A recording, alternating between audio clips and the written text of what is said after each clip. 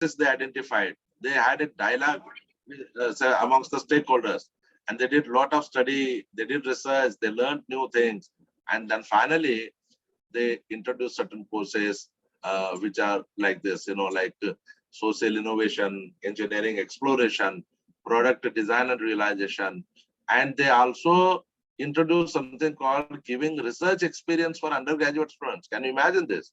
When we say research, we always think that it is only PhD. No, they try to bring this research experience amongst undergraduate students also, right? So different type of world-class experiments they did.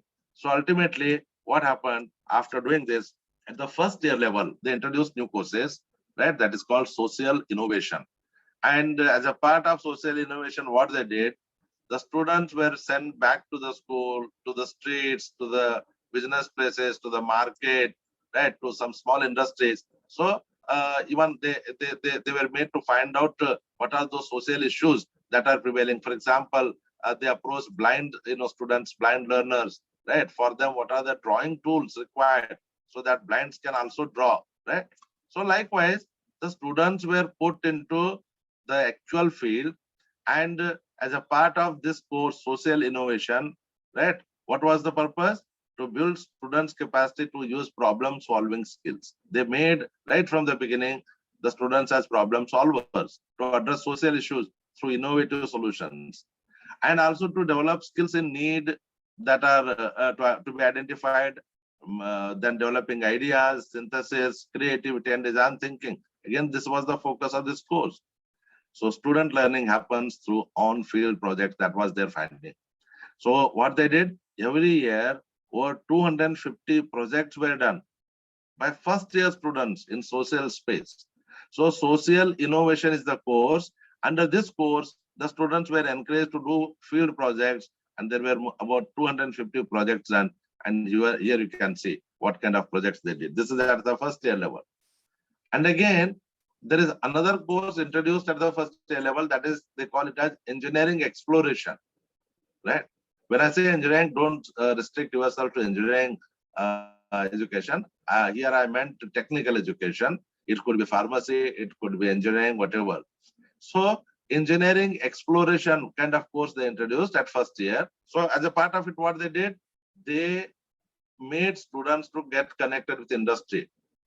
Here, they provided a high experience, highly experiential things happened in this course. Learning through design activities, applying analysis and design principles to solve real-life problems, connecting needs and technologies, understanding multidisciplinary approach in engineering. So this is all done by the students, and this course was designed in collaboration with Virginia Tech USA. So likewise, the students were connected with the technology, with the real life problems, so that they come with solutions. This was as a part of engineering exploration. Then the outcome at first year level, can you imagine? The students who are involved in this course, engineering exploration, they did lot of, see the curiosity, see the interest level. Can you imagine the students of first year doing so many things? They are involved in problem solving. Okay. So what we normally do, we keep on teaching the same obsolete subjects like physics, chemistry, and so on, right? And just idea is to give certain pieces of information which are otherwise available to everyone. So what is easily available, why we should be, again, giving to the students? Why not involve students, do the actual real life problems where that all knowledge can be put into practice? This is what they did as a part of engineering exploration. Then further at higher level, at second and third year level, they introduced courses like product design and realization. So here what they did, they delivered to over 1100 students in 6th semester, right, in third year. But this course is not confined to one particular branch. It is interdisciplinary. All students, mechanical, electronics, electrical, computer science, and for all of them, same thing, product design and realization. So they developed a mechanism for that. They identified the requirements and what are the functional areas. what is logical solution elements involved, what physical elements are involved, all that they developed. And finally, say what happened, they introduced something called project-based learning. And as a part of project-based learning, more than 200 multidisciplinary teams were formed. Design tools were taught from all the domains that are required by the branches. And in the process, they created something called Learning Factory. 8,000 square feet state-of-art prototyping facility was created. And this has become a learning factory where 1,100 student projects were done. And if you see, of course, if possible, sometime we will visit that place and see this is how the outcome of product development and realization. So the course gave rise to so many things. So this is the outcome. So ultimately what happens in their ecosystem, and this is what we call it as KLE Tech model. So there is a KLE Technological University in Karnataka, and that model evolved as one of the best model and which is being watched by even MIT USA. And there are many institutions in the country following this model. So what they did, at first, as I said, they introduced social innovation, engineering exploration, and here connecting need to technology, understanding societal needs, and that was made in the first year. And in second and third year, engineering design, product development and realization. Then again, some courses connecting to industry, like advanced courses, foundational courses, right? By employing curriculum design, proper curriculum design, flipped classroom concept was introduced. And ultimately, all this industry relevant courses and that spiral was created. And finally, what happened? Technological trends, industry approach and process, industry standards were taken into account.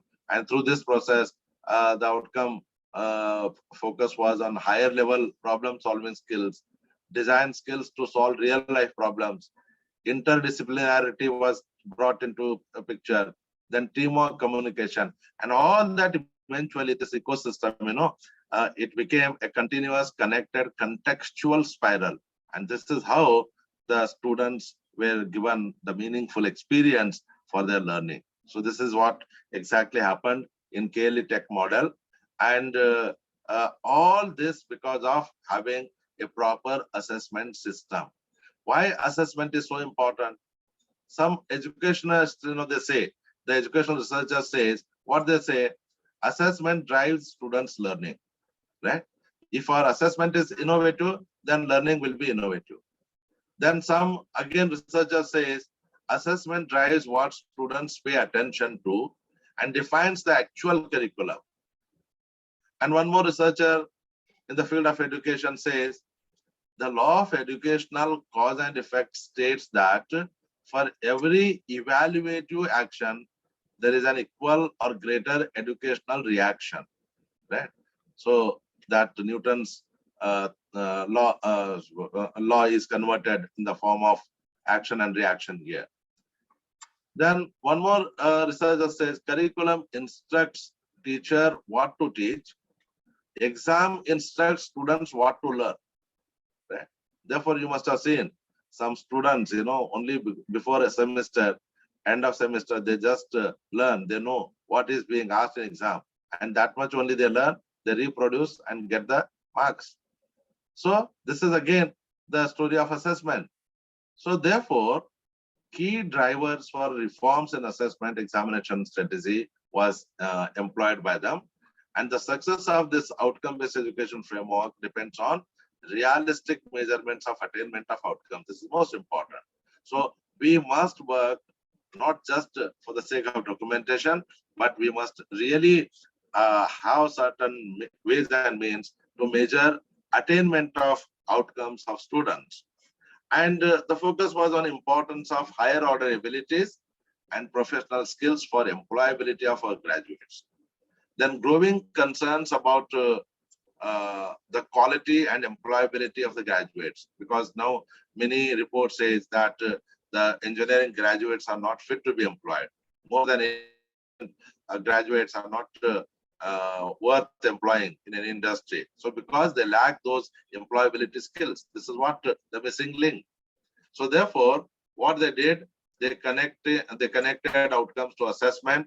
Then ultimately they improved structure and quality of assessment, and that is the reason why ultimately they got the results. And that is how they involved into the higher order learning experience by way of making Bloom's taxonomy really work in terms of assessment design. So what they did, the first four, from remembering to analyzing, it is based on, the assessment is based on fixed hour examination, whereas from analyzing to creating, the higher order learning should be based on course projects, mini project, minor project, capstone project, open-ended problems. That is what they experimented by introducing social innovation, engineering exploration kind of things. Now that is to make students learn at the higher order. So this is how the Bloom's taxonomy was made meaningful in their efforts. So ultimately, because of these kind of efforts, what happened? There is a visible jump in placement, about 300% placement jump was seen, 450% jump in salary offered to their graduates, and 400% jump in internship offered, 340% jump in research output. That is what the result as an institution they got. And the overall impact was what? Several colleges in the country replicating this KLE technological university model. So this is the most important thing. And our vision here is also similar in nature. We want to, our vision is to become a technical campus that others would wish to emulate. So it is not just we keep on saying and keep our vision on paper and do nothing. And when we do something, then that will happen actually. And here there is an institute where it is happening. Several colleges are emulating this model. This is the overall impact. And most importantly, MIT USA has reported this campus as a campus to be watched.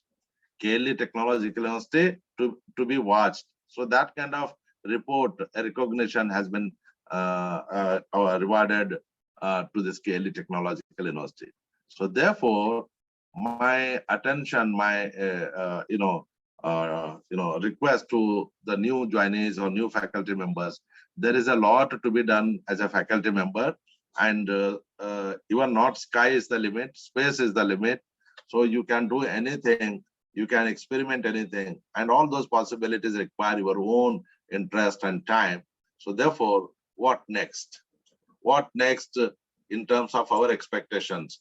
It is simple, very simple, that the next is what? Innovative teaching, exuberant learning. But that is what we call it as CiTeL. And in order to make it happen, thankfully, at the right time, National Education Policy 2020, after so many years, the policy got changed, and the policy is aligned to the requirements of world-class technical education. Especially, it is not only the policy for higher education, but also from school to higher education. So now the time for all our faculty members to get aligned to new National Education Policy 2020, and more particularly, we need to align our higher and technical education in line with NEP 2020. So this is what one more expectation. And we are, of course, going to create that ecosystem, how this NEP alignment can happen on, say, in our campus, so that we create a multidisciplinary campus, ecosystem. Thankfully, we are already an integrated technical campus, but we are going to add so many things so that NEP 2020 also becomes relevant. This is one more expectation.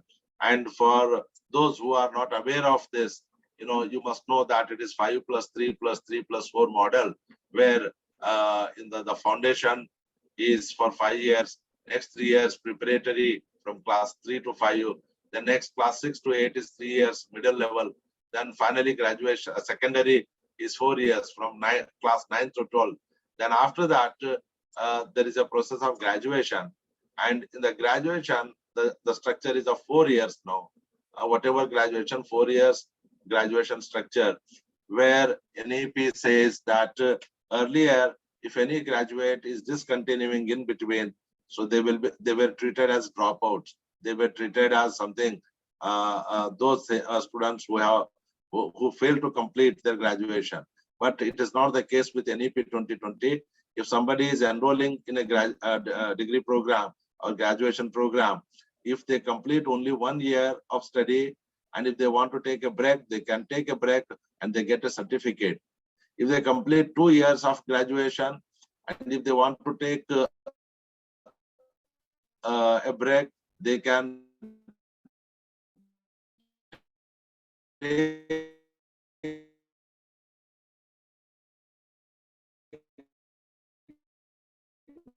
a break. Later on, they can join here. They will go out with a multidisciplinary research-based bachelor's degree. So this is how the NEP 2020 has brought multiple exit and entry options for undergraduate program.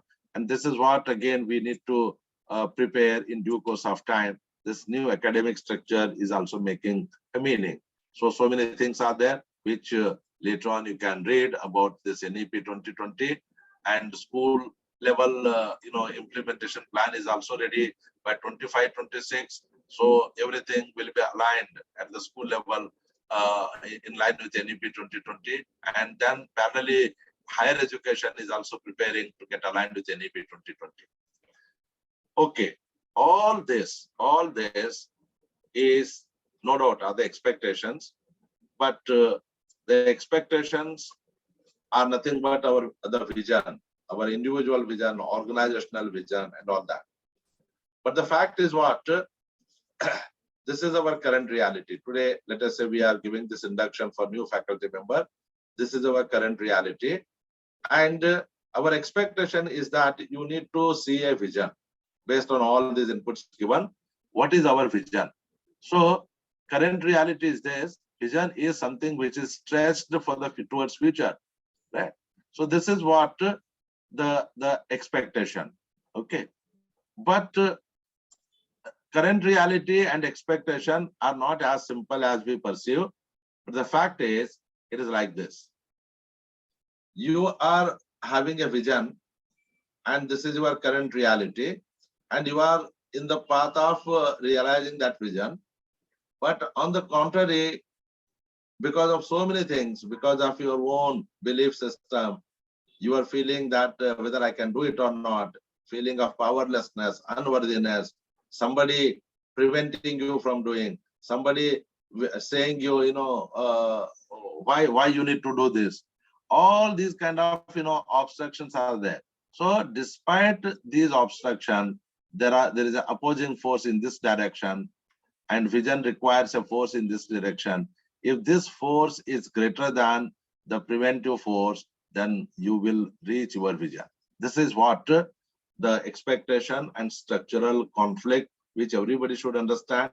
And ultimately, if you want to become visionary, you need to move in the path of the developing your own career and become really a professional teacher. This is what the expected thing.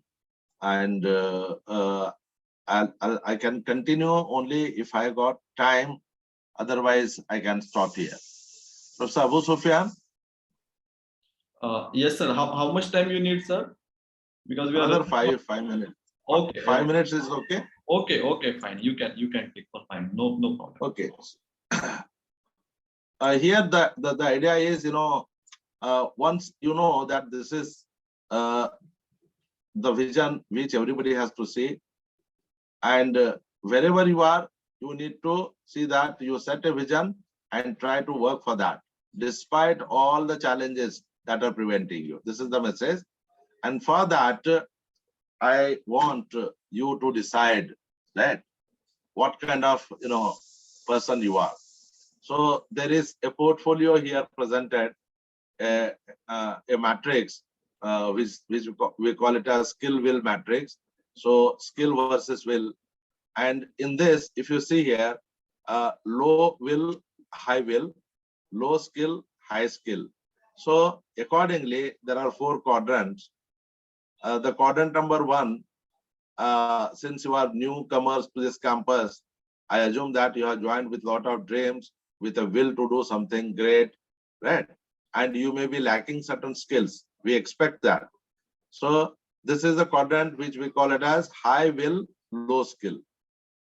And this is a quadrant where both skill and will are low. Low will, low skill.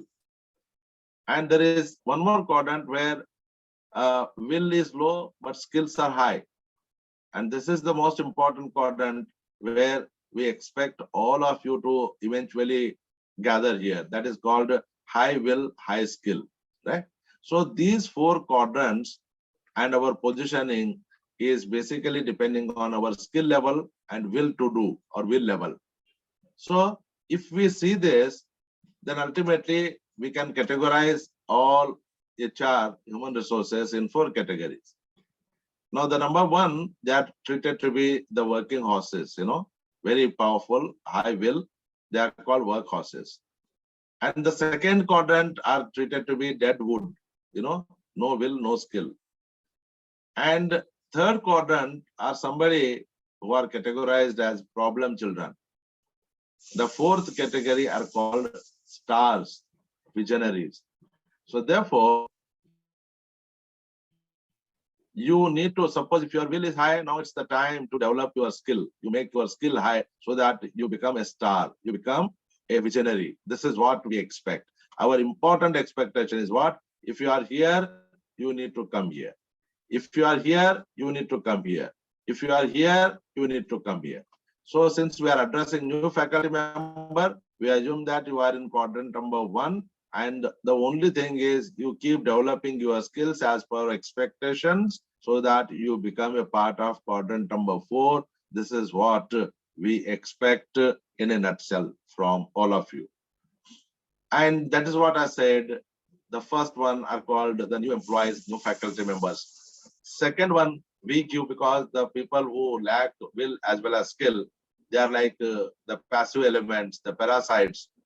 And number 3, over the time, because of one or the other reason, they will be having more skills, but their will goes down. They don't want to do. So those kind of people are there. And the real people who can be the set, who can become really, or who can bring all that innovativeness in system, and they're all visionaries in quadrant number 4, right? So therefore, according to the type of HR portfolio, either the first new people, they require guidance, so we guide them. And number 2 requires direction, we direct them. And number 3 require, because of some other reason their will has gone down. They are skillful, but we need to create some excitement in them. So we need to devise some method to excite them so that they become visionary. And of course, the visionaries, no need to tell anything to them, simply delegate and they will do. For example, here on this set only, in this team, all this program, this induction is happening because of initiatives taken by Professor Abusufyan, Professor Taib. So these people are visionaries, therefore they are doing it because they are having skill and they have the will to do something for the betterment of faculty members. So that is the reason why they are put into this category number 4, right? So therefore, all these things are possible, and I expect you to ultimately reach quadrant number 4 from wherever you are. Okay. If you feel like my skill is also low, will is also low, so somehow by way of either getting guided or direction, you develop your will, you develop your skill and come to quadrant number 4. And I want you to be a visionary, and that is what we expect as a campus from all the faculty members. So this is what things which we are supposed to do. And before I conclude, I would like to put before you the mindset, the attitude which we carry, that we become. So here is a simple, analysis. I call it as there are 3 type of people whom we interact, whom we come across. So one is the persons who are always giving lesser than required. So institute expects something, but they always give little less. How much less? Only 1%. So they do 99%, but lesser than expected. And there are people who do as expected, 100%. What is expected, that they are doing. And there are people, they are in minority actually, they always try to do little extra, little more than what is expected. So these are the three attitudes, three types of people: giving little less, giving little more, and sticking to what is required to be done. So with this mindset, if we start your journey, what happens over the time, right? This mindset will make us, or it takes us to the higher pedestals. How does that happen? Just see. In the first stage, when you start with 99% mentality, and you are appreciated even though you are doing little less, but still 99% is good amount of work done. So therefore, you will be happy doing 99%, always doing little less. So next time you do 99% of 99, it becomes 98. 100% of 100 will remain 100. 101% of 101, always somebody doing little more all the time. It becomes 102. In the very first stage, your mindset will make you this kind of HR. Then next time, even 98 is appreciated, 100 is appreciated, 102 always appreciated. So with this mindset, next time what happens? 98 of 98 becomes 96, 100, 104. Next time it becomes 92, 100, 108. Fourth time, 92 becomes 85, 100 remains 100, 108 becomes 117. And fifth time, 85 becomes 72, 100 remains 100, and 117 becomes 137. In the next, these 5 stages, maybe say next 5 years. So even if you are performing to the extent of 70%, you are not just simply kept out. You are treated to be okay, chalo kuch to kar raha. But the fact is, there is a performance diminishing here. A performance is going down. And here performance is escalating. And here the status quo maintained, only 100%, no improvement, nothing, but sticking to the requirements. But when you continue with this attitude, and further down the line, if you continue the same process, the one who has got a scarcity mentality, giving always little less. How much less in the beginning? Only 1%. Eventually that person become obsolete, and they reach to a stage called 1%. They become obsolete, they become parasite, no will, no skill. And a person, even after working for 9-10 years, just remaining in the same position has no meaning. There is no improvement at all, only 100%. And institute is happy that whatever is given, it is being done. But expectation was to improve, but there is no improvement here. So where is the improvement? Improvement is only found in those persons who started with giving little extra in the beginning, 1%. And this 1% extra giving mentality, mindset will make them a performer to the extent of doing to the extent 16,313%. Right? Can you imagine? You can be a performer with this kind of percentage. That means what? It is not only you who is doing, right? So this mindset will eventually take you to the leadership level, and you become a leader in your chosen profession. And there are many people working for you, and that cumulative percentage is your performance. This is how the mindset. So always give extra, and giving extra will make you grow like anything. This is how the people who have become great leaders and great people, so they followed this path. They always had that abundance mentality, not scarcity mentality. So scarcity mentality is like doing chori, by that kind of, deceptive mindset. What happens? You may say that I'm a good performer in the beginning, but eventually you are spoiling yourself and you are becoming a parasite. Here you are taking a leadership role. And this just status quo, no improvement, neither in the workplace nor in the family. So not much improvement here, right? So therefore, my important message at the end to conclude is that try to have abundance mentality try to always give more than what is expected. And I said so many things about the academic expectations of our institution. But if you want to become somebody really worth, emulating by others, then try to give more than what is expected. When you fix your mindset to this giving extra mindset, then you will grow into somebody having a great profession. And this is what the message to conclude with. And this is what I wanted to convey. Hope I have made some sense to you. Thank you very much for giving me the time to address the new faculty members. And further over to Professor Abusufyan. Thank you very much.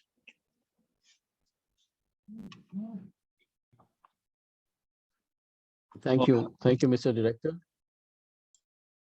for sharing your invaluable insights and sustainable expectations, specifically those 8 pertinent points for teachers in view of the students and to cope up with the exponential growth of knowledge.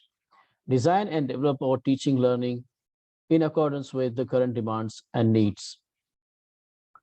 Thank you for sharing the Dunning-Kruger effect on confidence and wisdom and KLE model and skill will matrix chart portfolio. And finally, the power of 1% extra. Thank you very much. Hope all the new joinees, they have taken it seriously and they will definitely grow within this organization with these insights. Now let's move on to the webinar's next session, jointly taken by Dr. Magar and Professor Abusufyan, about OBE philosophy and pedagogy for higher level of learning. Let me introduce the first resource person, Dr. Magar. Dr. Magar is currently working as a professor and head in Department of Civil Engineering at Kalsaka Technical Campus, School of Engineering and Technology.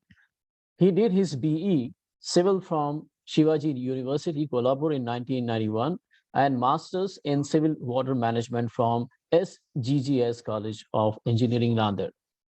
He received his PhD in Civil Engineering, specialization in Water Resources Engineering from IIT Bombay in 2011. He is the recipient of Award for Excellence Best Thesis in PhD thesis work for the year 2010 and 2012. For the outstanding research contribution in civil engineering at IIT Bombay. Part of his research work was implemented for Koyna Dam for flood prediction system, which was highly appreciated by Irrigation Department of Government of Maharashtra. He has more than 25 years of experience, of teaching experience. He's approved PG and PhD guide in civil engineering under University of Mumbai. He has published more than 70 papers in various journals and conferences at national and international level. He has 2 copyrights in his credit on his students' research work. He is fellow member of Institution of Engineers and also life member of various bodies like ISTE, ISH, IAHR, and IEI. He is a reviewer of several prestigious peer-reviewed international journals. In the water resources field, he is an approved examiner to conduct MTech, dissertation, oral exam, that is Viva Voce, and IIT VGTI, as well as MTech and PhD examiner for Pune University. His area of research interest is water resource engineering, applied hydrology, artificial intelligence techniques. More than 40 students have completed post-graduation under his guidance.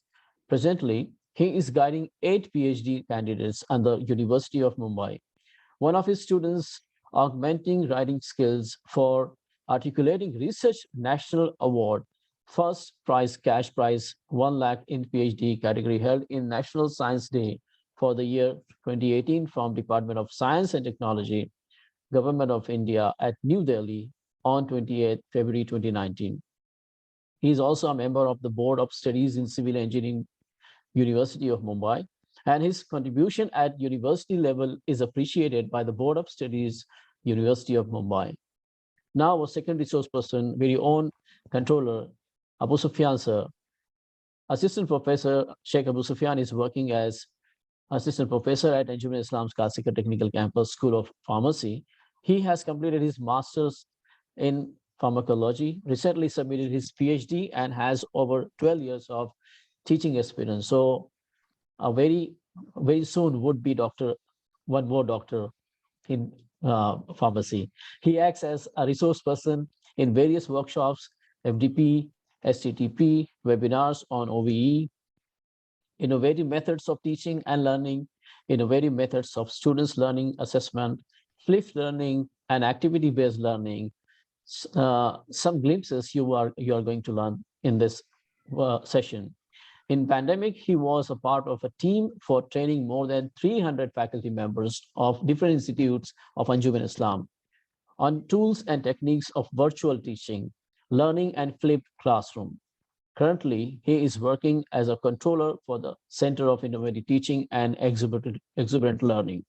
So with these words and introduction, I would like to call upon Dr. Magar to take the session further ahead. It's over to you, Dr. Magar and Professor Abusufyan. Thank you. Yeah, thank you, Taib sir, for your generous introduction. And these are our faculties. Respected Director sir, Director of Anjuman Islam Kalsika Technical Campus, Professor Abusufyan, Controller CiTeL, Professor Taib Qureshi, and Head Science Deans and the faculties of AIKTC. Actually, I listened to sir's presentation, and sir has made my job a little bit easy, because many point of outcome-based education philosophy sir has covered, and during his presentation he covered many things like knowledge transfers, generally the knowledge transfer which is not a linear, which is a non-linear, then impulses created in knowledge, dissemination of knowledge, what is a new knowledge, and alignment of the knowledge towards the exponential knowledge growth, growing needs, expectation of the students, and 8 academic expectations. So thank you very much, sir. I also got a lot of insight from your presentation, but I will be a little bit specific because what the topic has been given by organizer for this presentation is, or for today's session is, outcome-based education philosophy. One slide without permission I have taken from sir's presentation. During my presentation, I will explain that slide. Am I audible, Taib sir? Yes, sir. You're Yes, sir. audible. Yes. Yes, Okay, sir. You are. okay. Yeah, thank you very much.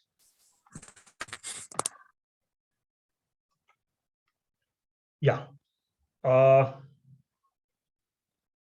My outline of the presentation will bring to you, because I suppose all the faculties are newly in this area, relatively new in this area, and we are in the process of implementation of outcome-based education philosophy. So it is necessary to have the understanding of this very important term, that is very, very important and very, very related to us, that is outcome-based education. And we always get confused. No, what is that outcome? What is the education? What is outcome-based education? And we are in this process. And the main important stakeholder is students, learner, rather learner-centric. Everything is to be happened in the outcome-based education is learner-centric. We say that you will find in some of the slide some crowd material, but we cannot avoid this. We need to discuss this. We need to understand this, right? So always we starting with the clear picture of what is important for students to be able to do. Able to do is very important term as far as student is concerned. If you see in the outcome-based education, sir has rightly mentioned that curriculum, delivery, assessment, and to make the sure that the learning happens.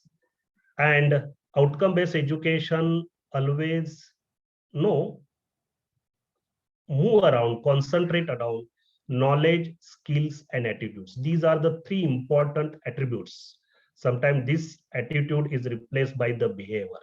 You see any course outcome or program outcome in particular, three important attributes, that is knowledge, skills, and attributes, the graduate engineers will be able to demonstrate having successful completion of their program of the study.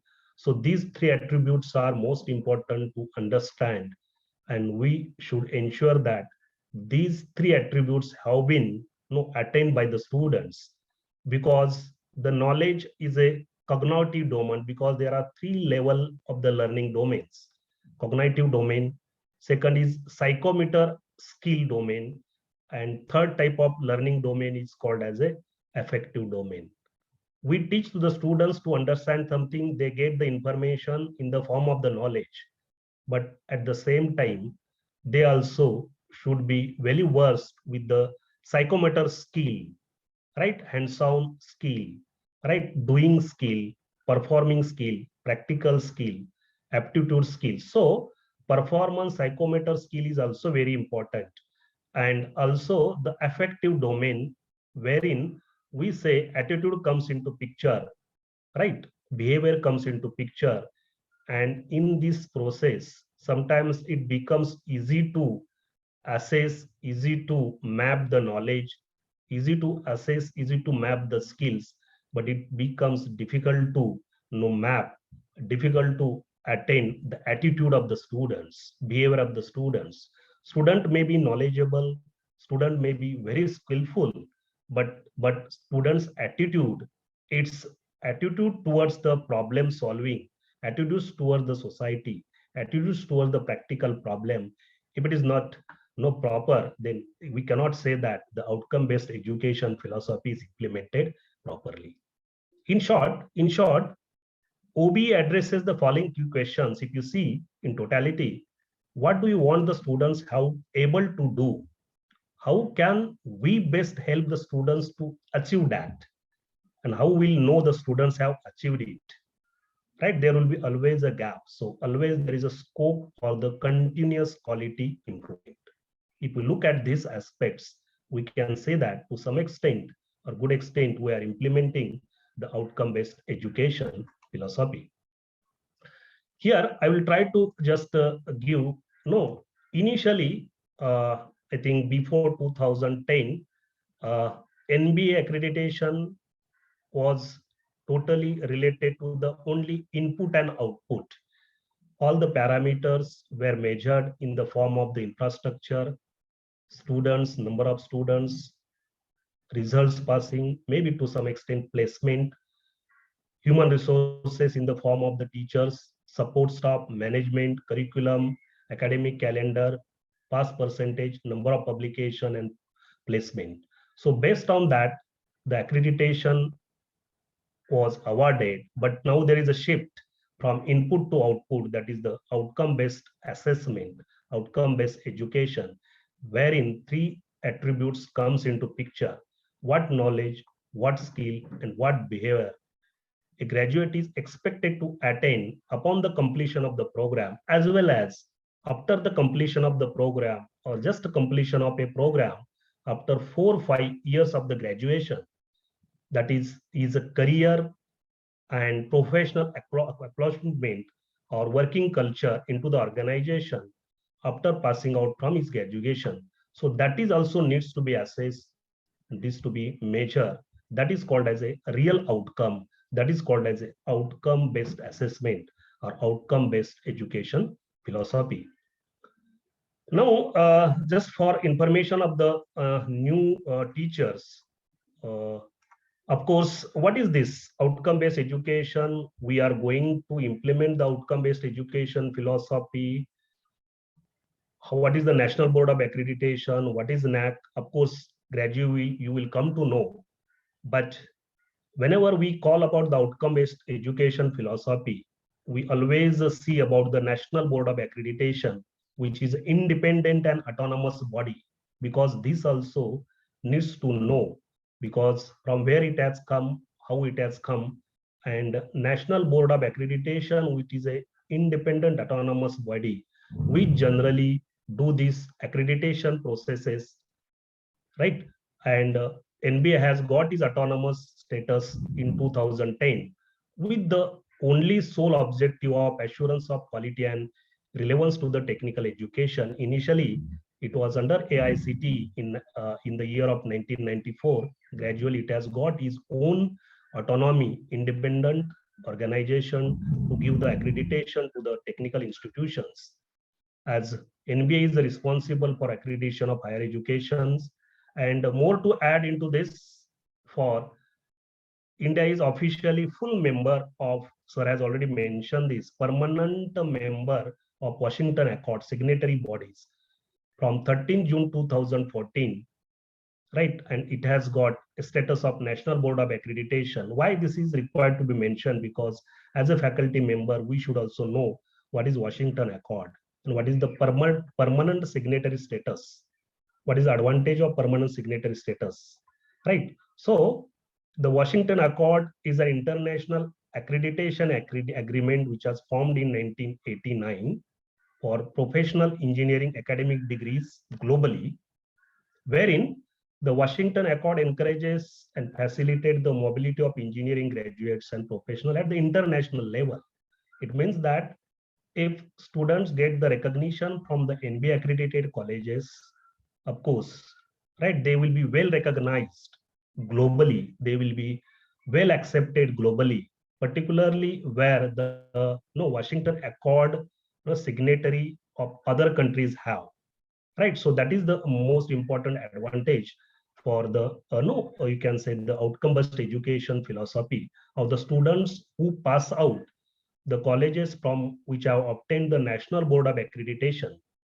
Because if you see the important term into the outcome-based education philosophy is a program outcome, and this program outcome, that is, are the graduate attributes rather generated by the ABET, and ABET is of course complemented by or founded by or working with 30 professional bodies like ASME, ASC, and they together form the graduate attributes, and these graduate attributes will be common across the global, across the world, those who are the permanent signatory of the Washington Accord. And these graduate attributes will be common all over for all the branches. And in case of India, we say it as a program outcome, because if you see here, I will come to that particular point afterwards. Again, for your information or for new faculty's information, list of the countries that are full signatories of the Washington Accord, I think around 20 to 22 countries are right now, they are there, according to my information. Or you can say that India, represented by National Board of Accreditation in 2014, we called our accreditation body is a National Board of Accreditation. In other countries, that accreditation body or that accreditation institutions may be referred by different names. So these are the permanent signatory countries which has got the, you can say the significance of the Washington Board Accord. Now, if you want to just have what is exactly, I have taken that particular slide, I will come to afterwards also, how the outcome-based education philosophy is implemented, what are the key constituent parts. It starts from course outcome of a particular courses, where the students should be able to have attain being completion of that particular course. Then it will be the program outcome, which are quite related to the graduate attributes, which has been converted or which has been considered, which has been taken as a program outcome. Then program educational objectives, whereas the students are expected to perform upon the completion of their course after 4 to 5 years. Then you can say mission and vision. This is how the outcome-based education philosophy component parts will be there. Now here also, if you see this, what exactly the course outcome, generally we measure, we assess, we attain the course outcome upon the course completion, program outcome upon the graduation, immediately after the graduation, at the time of the passing the graduation for the students, and program educational objective few after years of the graduation after 4 to 5 years. This is how the process starts. And in general, if you see, it is a course outcome, then program outcome, which comes from the graduate attributes, then it maps to the PEOs, then mission, then vision. We'll see, this is the, in general, the OBE framework. These slides are as already explained. That is the program design, how it contained pedagogy, assessment, then courses, then each course have 4 to 6 course outcomes, and that course outcomes now, no, you can say map with the program outcome, then assessment, attainment takes place, and program outcomes comes from the graduate attributes which has been given by the ABET, that is National Board of Accreditation in our case. We try to let. Now, I will go like this, as we know the vision, what is the exactly vision, what is the mission. For information of the new faculty, the institution vision is the picture of the future you seek to create and described in the present tense as if it were happening now. And it shows where we want to go and what we be like when we go there. Whereas institution mission is always aligned with the vision to achieve the vision, what is required to be done. Likewise, the AIKTC vision is to be the most sought after technical campus that others would wish to emulate. And to achieve that vision, we should have some mission. That is, mission is creating exuberant technical professionals. So we should have, for this AIKTC mission, we have some mission elements like this to achieve this mission, because creating exuberant technical professional means we have some mission elements like to implement the outcome-based education model to conform to the belief of students learn what we teach. That is called as outcome-based education philosophy that we are in the process of implementing this. Always we encourage and upgrade the teachers, that is CiTeL is doing that. We are also conducting various types of workshop for the research and practice, innovating teaching skill, that is in the process. Also to provide necessary facility, machinery equipments, resources, laboratory resources, atmosphere, ambience.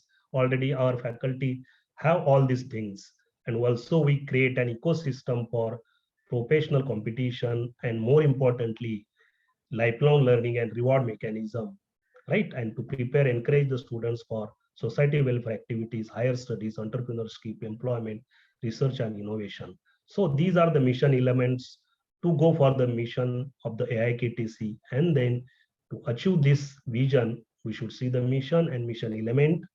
And also, we should also know what exactly the vision and mission of the School of Engineering Technology. We have different vision and mission of different schools. School of Engineering, it is a little bit different.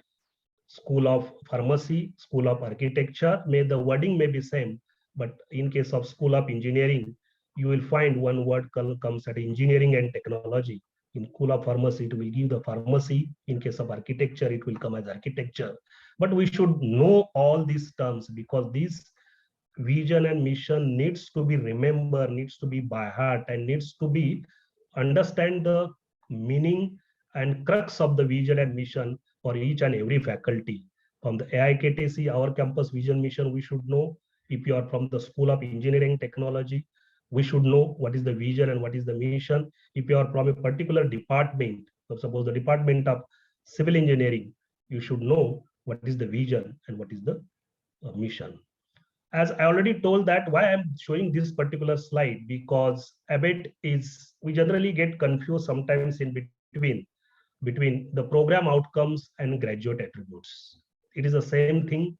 The graduate attributes have been given by the ABET, the Accreditation Board for Engineering and Technology globally, and those graduate attributes as it is taken by the National Board of Accreditation, and those graduate attributes we are studying, we are considering as a program outcomes. If you see, these program outcomes across all the departments are the same. And I mentioned these program outcomes or graduate attributes have been designed. A lot of thought process has been given by the ABET, and ABET has 31 member society to support that, like American Society for Civil Engineering, which is the, you can say the industry organization or research-based organization, publication house, where they think always about the outcome of the faculties and outcome of the students, how the faculty should be, how the students should be. So based on that, they have formulated these graduate attributes, 12 graduate attributes, and these 12 graduate attributes has been taken as a program outcome in case of National Board of Accreditation. Now listen, all the participants, teachers, please try to listen, because at 1 hour, it may be difficult to completely explain the outcome-based education philosophy, but we'll try to explain the crux of the outcome-based education philosophy. And over a period of the gradually also, we'll have even the series of workshop. Now the first is initially these presentations, 1-day program. Next we'll see exactly the workshop for the outcome-based education philosophy.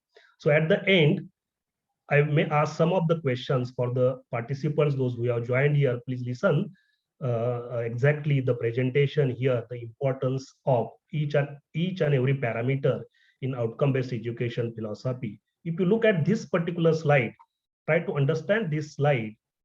This is a Bloom's taxonomy, because the Bloom's taxonomy is nothing but the hierarchical order of cognitive levels of the understanding, which has been given by Benjamin Bloom's in the year 1956.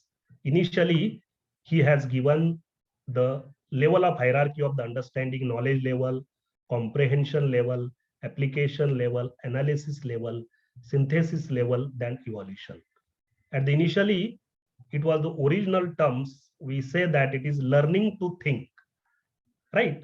But gradually over a period of time, you see this section, even the Benjamin student, right, Anderson has revised his guru's, you can say, the taxonomy to some extent. You can say the Bloom's taxonomy, revised Bloom's taxonomy, which is called as a taxonomy for learning teaching in 2001. What he did, the two terms are flipped each other. The synthesis become a creating, which is the highest order thinking. Evaluation come here. It is the second highest order of thinking, and comprehension has been replaced by the understanding. So now this is called as a revised Bloom's taxonomy we generally implement for the outcome-based education philosophy. And this is the basis, this is the fundamental which has been considered for the implementation of the Bloom's implementation of the outcome-based education philosophy, because understanding of the Bloom's taxonomy is very, very important, because the OBE starts in the classroom, start at the teacher level, because they form the course outcomes, and course outcomes, the quality of the course outcome, right, quantity of the course outcome, magnitude of the course outcome, implementation of the course outcome depends on how you understand the Bloom's taxonomy and concept of the Bloom's taxonomy, and you can say cognitive domain of the Bloom's taxonomy. So it starts from remembering, understanding, applying, analyzing, evaluating, and creating. To understand creating, what is expected to be teach by the student, teach by the faculty or teacher to the students needs to be understand. How to go at the level of creation, how to reach the level of L6. We need to understand at the very beginning of the planning of the course, planning of the teaching and learning. Then and then only we can go to this particular level. Creation is not only just a design. Creation is not only do something. It should be innovation. It may be in the form of the IPR. It may be form of the patenting. So we need to do something beyond your traditional, conventional way of teaching. Then and then only we can see creation has happened, and creation has been obtained by the students. So better understanding of the Bloom's taxonomy is to be done. A lot of studies required to be done. Of course, right? It is a continuous study, continuous improvement, continuous understanding. So Bloom's taxonomy is the basis of the outcome-based education philosophy, because outcome-based education philosophy start from the course, start from the class, start from the lectures, and we need to form the course outcomes which are quite relevant for this Bloom's taxonomy. So thinking to learn needs to be understand That's why we say that transformation from learning to think to thinking to learn. So Bloom's taxonomy plays very important role as far as no. So in totality, I will not go into detail because no, the Bloom's taxonomy, how the pyramids start to remember. The level of the remember means we just recall the facts and basic concepts. We ask the students just define, list, memorize something. That is the remember level. When you want to understand something, the student should be able to classify something, describe something, able to discuss something, explain something. But actually the attainment of the graduate attributes, attainment of the program outcome start from the level of the application. It is apply. You can say that even the program outcome number 1 only can be mapped to some extent after the level 1, that is the application level, apply level, where we use the information in a new situation, existing information, current information for a new situation.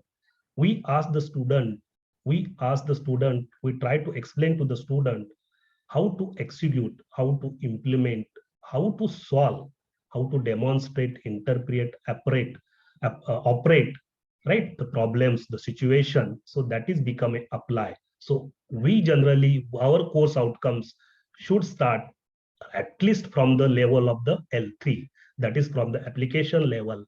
And if you see, you might have seen our CAGS sheet also, even the you can say OB CAGS sheet also. Here also we have seen that we have allotted some weightages, right? If it starts, your course outcome level starts from the apply level, we generally give good weightage. Otherwise, even we give zero weightage for this. So better understanding of all these cognitive levels of the Bloom's needs to be done by the faculty before teaching to the students. If we don't understand this, then it becomes very difficult to form the course outcomes which are very relevant and which are the basis of the, you can say, implementation of outcome-based education philosophy. And the mapping of the course outcome and program outcome become weak if we formulate, if we prepare very weak course outcomes. And it should have a proper action verbs that we'll discuss how to form the course outcomes and how to map the course outcome to the program outcome, right? So when we see the apply, then always in engineering particularly, because all these terms are quite relevant to the technical education, any type of education. But what I will say that in engineering education, any program, these terms are very, very important. These the Bloom's taxonomy levels are very important. We analyze always in civil engineering, in mechanical engineering, in computer engineering, and we draw the connection among the ideas. We differentiate, we organize, we compare, we contrast, distinguish, examine, we perform the experiments, we formulate the question array. So analysis is very important. So what type of questions, what type of assessment has to be done to attain this particular level needs to be understood from our side. Then we have to, after analyzing, we should understand what is evaluate, just stand the decision. Evaluation, argue, defend, judge. Judging means evaluation is required for this, right? So, and more importantly, higher order thinking levels, we start from the analyzing. This is very important. It comes to the create, and we generally fail to achieve this particular level because we should produce new knowledge or new something out of original work. May not be directly designing problem of the civil engineering, designing problem of the mechanical engineering. Something new has been created. Then we can say certainly the level of create has been achieved. So if you see in this tree diagram also, I will definitely send this presentation. It is available everywhere also. What are the various action verbs which are related to the different levels of the Bloom's taxonomy? In remember level, what are these action verbs? Understanding level, what are the action verbs? What is the space for applying, analyzing, evaluating, and creating? So these things needs to be understood all by all, even new faculty, even experienced faculty also. Always there will be the scope for the improvement. We cannot say ki I am the perfect in OBE. Always there is a scope for improvement, and we should be always into the learning mode. And when we are in the learning mode, then and then only we can say we are implementing the OBE successfully, right? So this is our, you can say, joint responsibility to train together, teach together, or you can make aware each other, so that we can implement the outcome-based education, implement successfully. I will not go into details, but sometimes we get confused. What are the action verbs which comes under remember? What is remember level?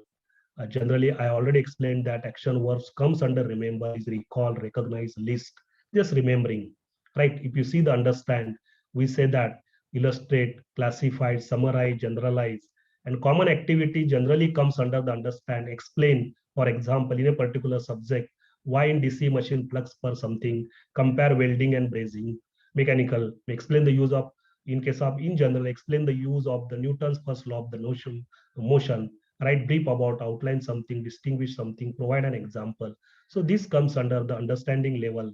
Then we say that apply, use procedures, perform exercises to solve the problem, executing something. So these are the different, you can say action verb, different nature of the problems which come across the apply level. Then analyze, we involves breaking down the given problem into sub problems, and we try to evaluate, we try to create it, comes under analyzing.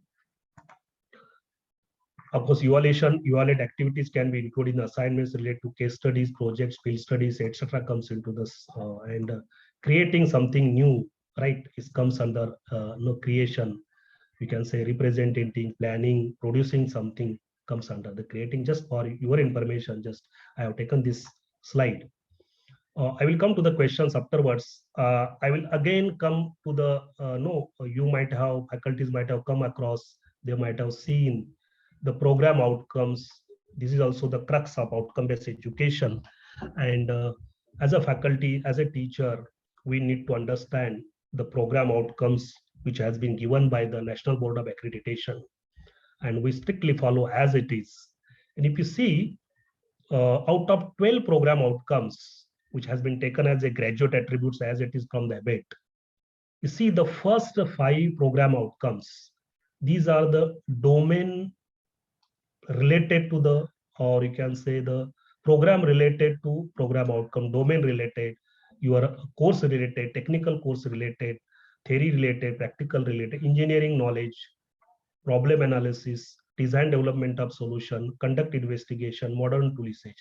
But we generally fail to read and fail to understand the meaning of each and every program outcome, because each and every word has got its own importance, has its own significance, right?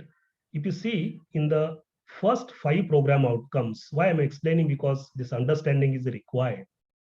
If you see the buzzword, the important word, you will find the complex engineering problem here, complex engineering problem, complex engineering problem, complex problem, complex engineering activities. Now, how to deal with this complex, right? So it is very difficult to map this complex engineering problem, or to find the solution, do the analysis of the complex engineering problem only with the help of what we teach to the students in the theory classes, or what we teach the students into the practical classes. We need to do beyond that to achieve, to attain, to map this complex word, to find the meaning of the complex, right? Suppose, for example, problem analysis, identify, formulate, review research literature, and analyze complex engineering problems, reaching substantial conclusion using first principle of mathematics, natural science, and engineering sciences. For this, it is very difficult to map or attain or map any course outcome related to the theory directly with the strength of 3 to analyze the complex problem. For this, we may have to give students, right, some research theme or research problem or research topic or project topic, wherein we can say that students, can you search some literature on this? Can you go to the library? Can you do some literature review? Can you find some literature gap, research gap into that particular problem? Very simple problem. Can you motivate, can we encourage the students to go to the library and search something where the problem analysis can be done, research literature can be done, and based out literature research, some analysis can be do.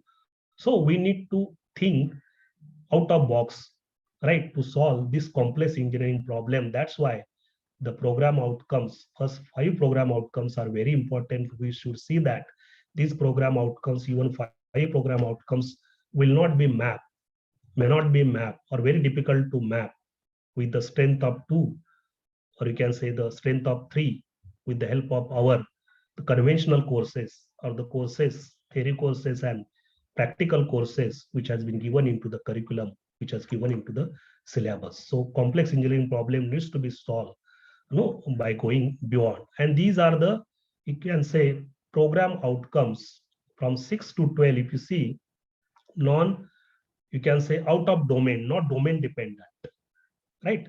First 5 are the domain dependent, you are program dependent, technological dependent directly, but to map the program outcome beyond 5, right? That engineer and society, environmental and sustainability, ethics, individual and teamwork, communication, project management and finance, lifelong learning. We need to have different strategy to map this program outcome, to form the course outcomes, to map these program outcomes. We may have to really formulate the course outcomes, relevant course outcomes, right? Implementable course outcome based on the mini project, right? Which has been already included into the second year, third year. We need to deliberate, we need to discuss on that.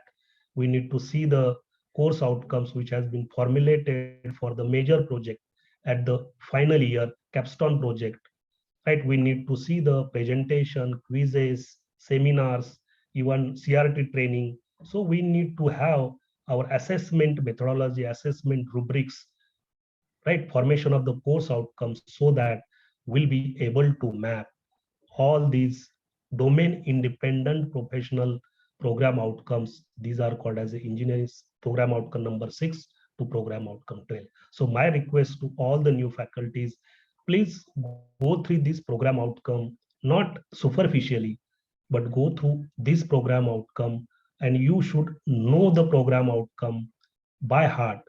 If you ask what is the program outcome number 8, so you should able to say that it is ethics, and ethics, what is expected, you should able to explain. So understanding of the program outcome is most important thing. And when you try to understand the meaning of the program outcome, each program outcome, then you yourself will tell that, yes, this is the difficulty, or these are the challenges in this particular program outcome, how to achieve this, how to map this program outcome, to what level we need to form the course outcome. So that need to be study, think, and then we need to map the course outcome and program outcome. So understanding of the program outcome should not be at the surface level, should not be at the superficial level.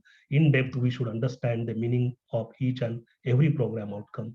Then we can say, yes, we can map this program outcome with our designed, relevant, smart course outcome that is a very specific, right, measurable, time bound, relevant, and practical course outcomes. With these course outcomes, we can map almost or most of the program outcomes. And we should also at the program level should know which subject will match, which subject will map which program outcome. That is required to be done. This slide already sir has also shown, and this slide is again very important because why at the initial level, we should understand the learning levels and higher order levels of the Bloom's taxonomy. Already we have discussed, just explain also. So we say that the remembering, understanding, applying to some extent, can be mapped with the help of our conventional traditional teaching system, wherein we conduct the CIE, end-sem examination, oral examination, practical examination. But really, whether we can map even these program outcome with the strength of 3, right, with the strength of 2, or if you want to again map these 3 levels, or 3 levels rather, you can say what sort of we can say practices we have to follow, what type of assessment follow. So with the help of the course project, mini project, minor project, capstone project, we should initially only try to form the course outcome in such a way that with the help of the mini project, major project, what level we can reach and what program outcomes we can achieve. So this is typically, in general, the understanding of the how to tagging has to be done when you do the tagging, always we say that if you see the course outcome and program outcome mapping, if typical mapping, it is difficult to address strongly any PO other than PO1. Generally, it says that. But if you are as a course owner, you can justify this. Yes, even with the help of my theory course on practical course, I can map the program number 12 or program number 8 or program number. So justification is required. Understanding is required. You should able to justify why this course outcome is mapping at the strength of 1 or at the strength of 2 at a particular program outcome. For this, you need to have the proper understanding of program outcome and understanding of the meaning of the course outcome is required. This is just for your information, right? In general, at the remember level, we can go up to PO1, understanding level PO1, apply level, we can go from PO1 to PO3 and PO4, right? It may be a little bit change here and there, but better understanding is required for this. So my point here is that very difficult to know, even from create level also, very difficult to say that we are achieving the level beyond.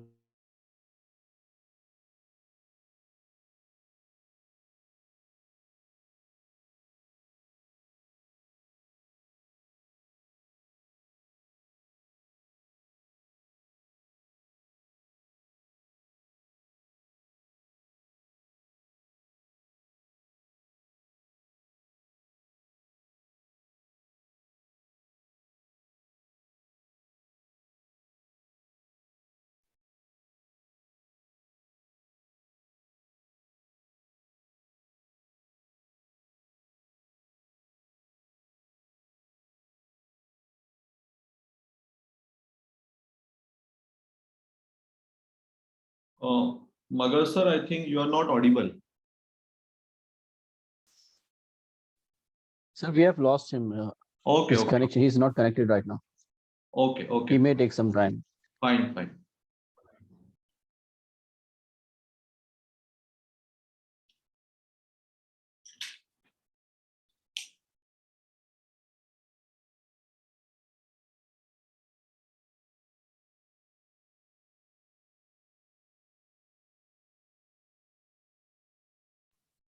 Even I was logged in through my two devices, mobile phone, so I got disconnected from my mobile phone.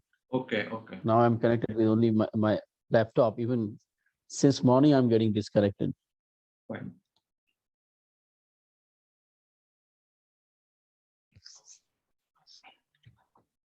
Professor Taib, Yes, sir. meanwhile, till the time he joins, let participants, if they have any queries or they want any clarification, let them ask. Sure, sure. The forum is open for QA. Yeah. QA session. If you have any questions, please ask. Meanwhile, Dr. Magar will join.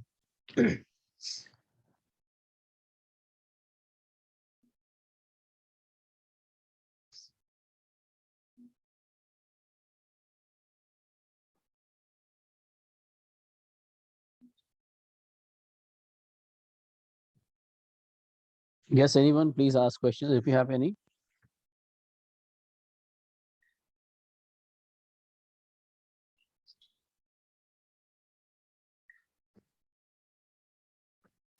Am I audible? Yes, you are absolutely audible, sir. I think Dr. Magar What has. about the Yeah, yes, sir, I have what about joined. the That new was joinees? disconnected. Yeah. Yes, Sir, sir. am I Go audible? ahead, please. Yes, you are audible now. Okay, okay. Am I correct? I was on this particular slide. Please wait. It's loading.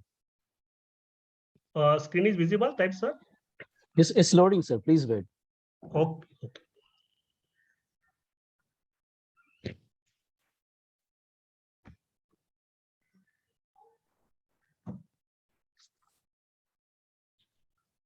Sir, please let me know if the screen is visible.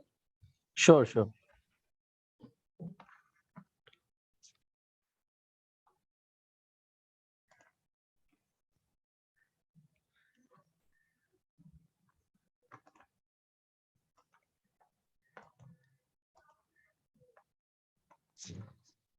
It's visible now. Okay, sir. Thank you very much. Welcome. Okay. So if you see domain dependent program outcomes that already I have just discussed how I have explained this, how it can be mapped, particularly if you see the modern tool usage. Even we can say it can be mapped by using the software like MATLAB programming, finite element method, CAD, CAM, etc. So synthesis of the problem is required to map the program outcome number 5. And domain independent parameters must be addressed like this. Individual and teamwork can be done through seminar, projects, assessment. So in general, why I'm explaining that the faculty needs to understand, if you want to map the engineering society, environmental sustainability, project management, finance, what type of practices, what type of efforts, what type of initiatives we need to take so that to some extent these program outcomes can be mapped.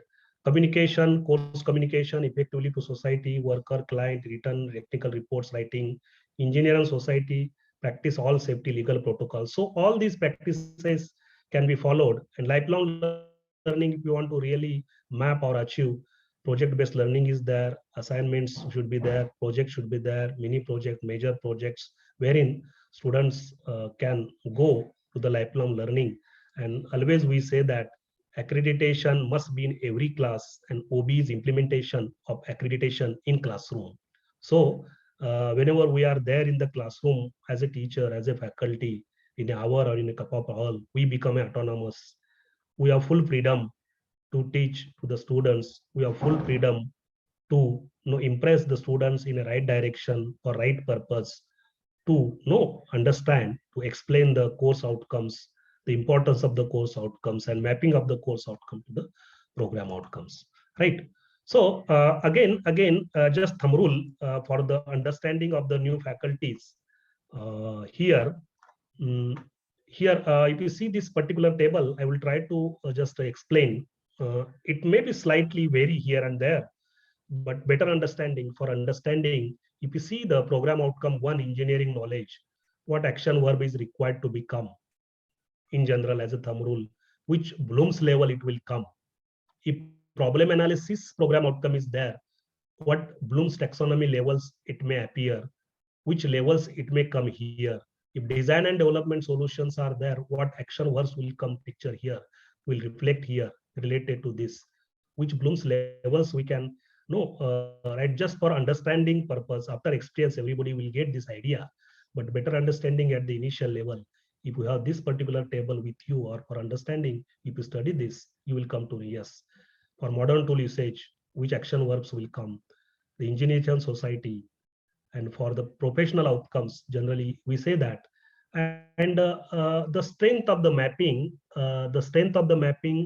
course outcome and program outcome, there is still no, you can say, it is this 1, 2, 3, that is strength of the mapping is done in various form, like in some of the courses, or you will find some of the theories, how to assign the 1, how to assign the 2, how to assign the 3.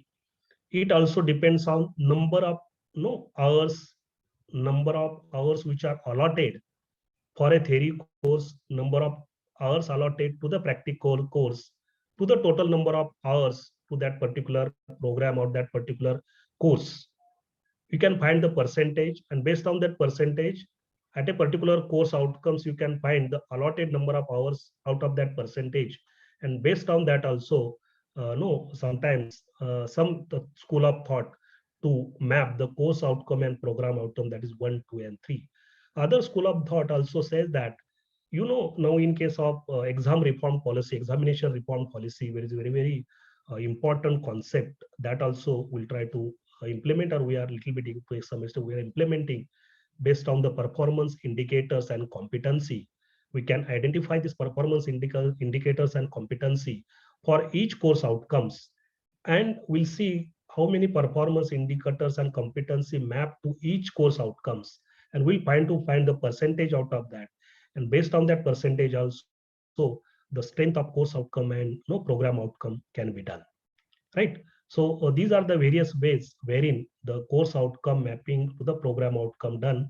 Only thing which is to be assigned, whether to assign 1, 2, or 3, that understanding is required to be done. That understanding can be done based by the course owner with the discussing with the course domain committee. So generally, if you see that Bloom's level L1 to L4 theory courses, Bloom's level L1 to L4 laboratory courses, Bloom's level L1 to L6 mini project, and it always says that if Bloom's level L4 to L5, L6 action verbs are there of a CO, it correlates with any of PO6 to PO10, then assign 3. If Bloom's level L2 and L3 action verbs of CO is correlates with any PO6, PO12, then assign 2, right? So it is how just understanding of the strength of the mapping is required to be done.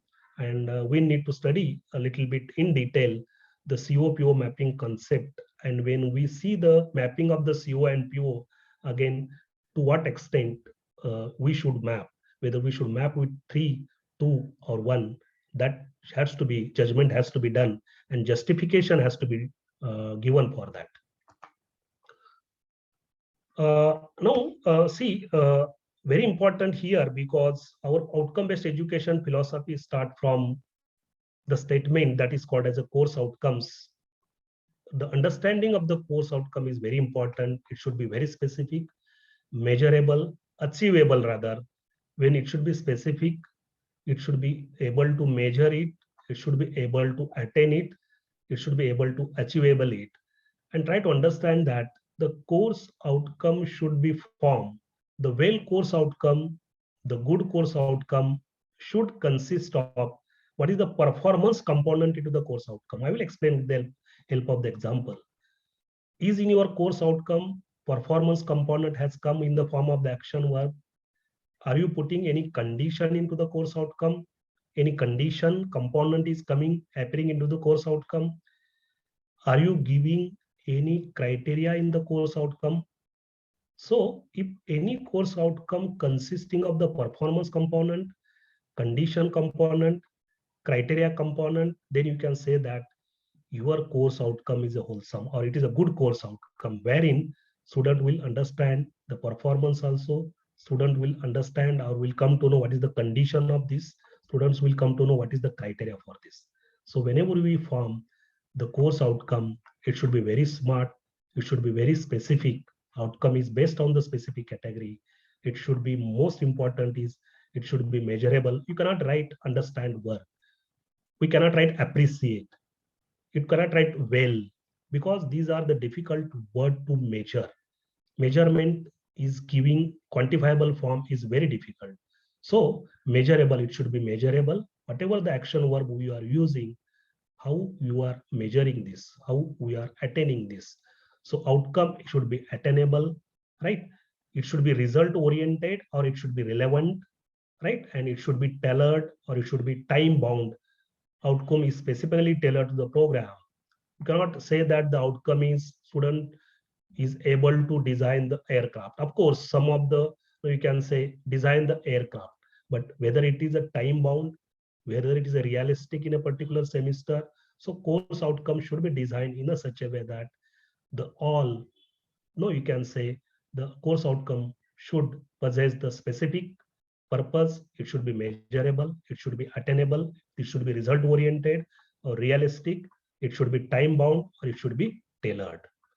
So these are the guidelines in general. Something useful and meaningful, improving the students' learning. It should be consistent, it should be measurable. Always it says that don't use students will understand, because this verb allows you to measure the understanding.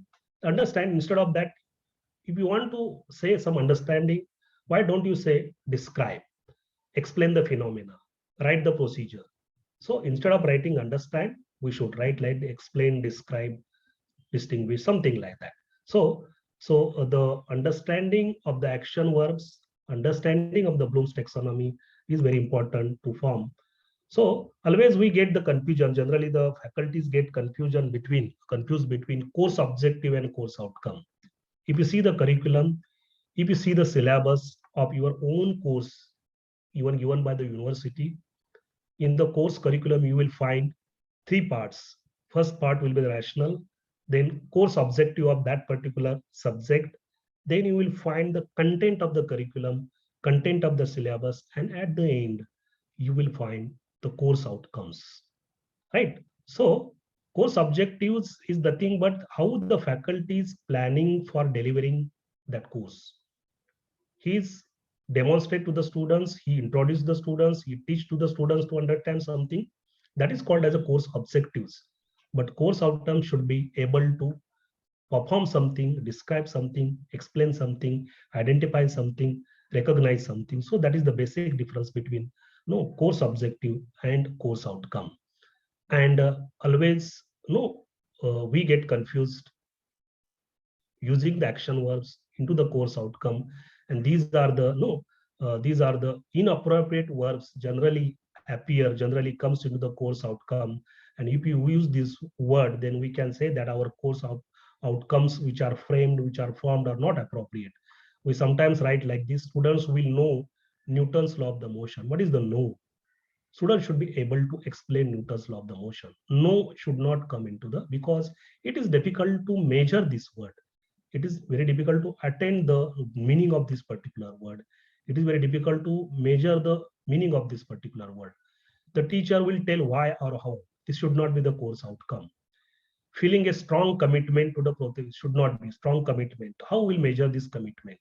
Students will understand. Don't write like this.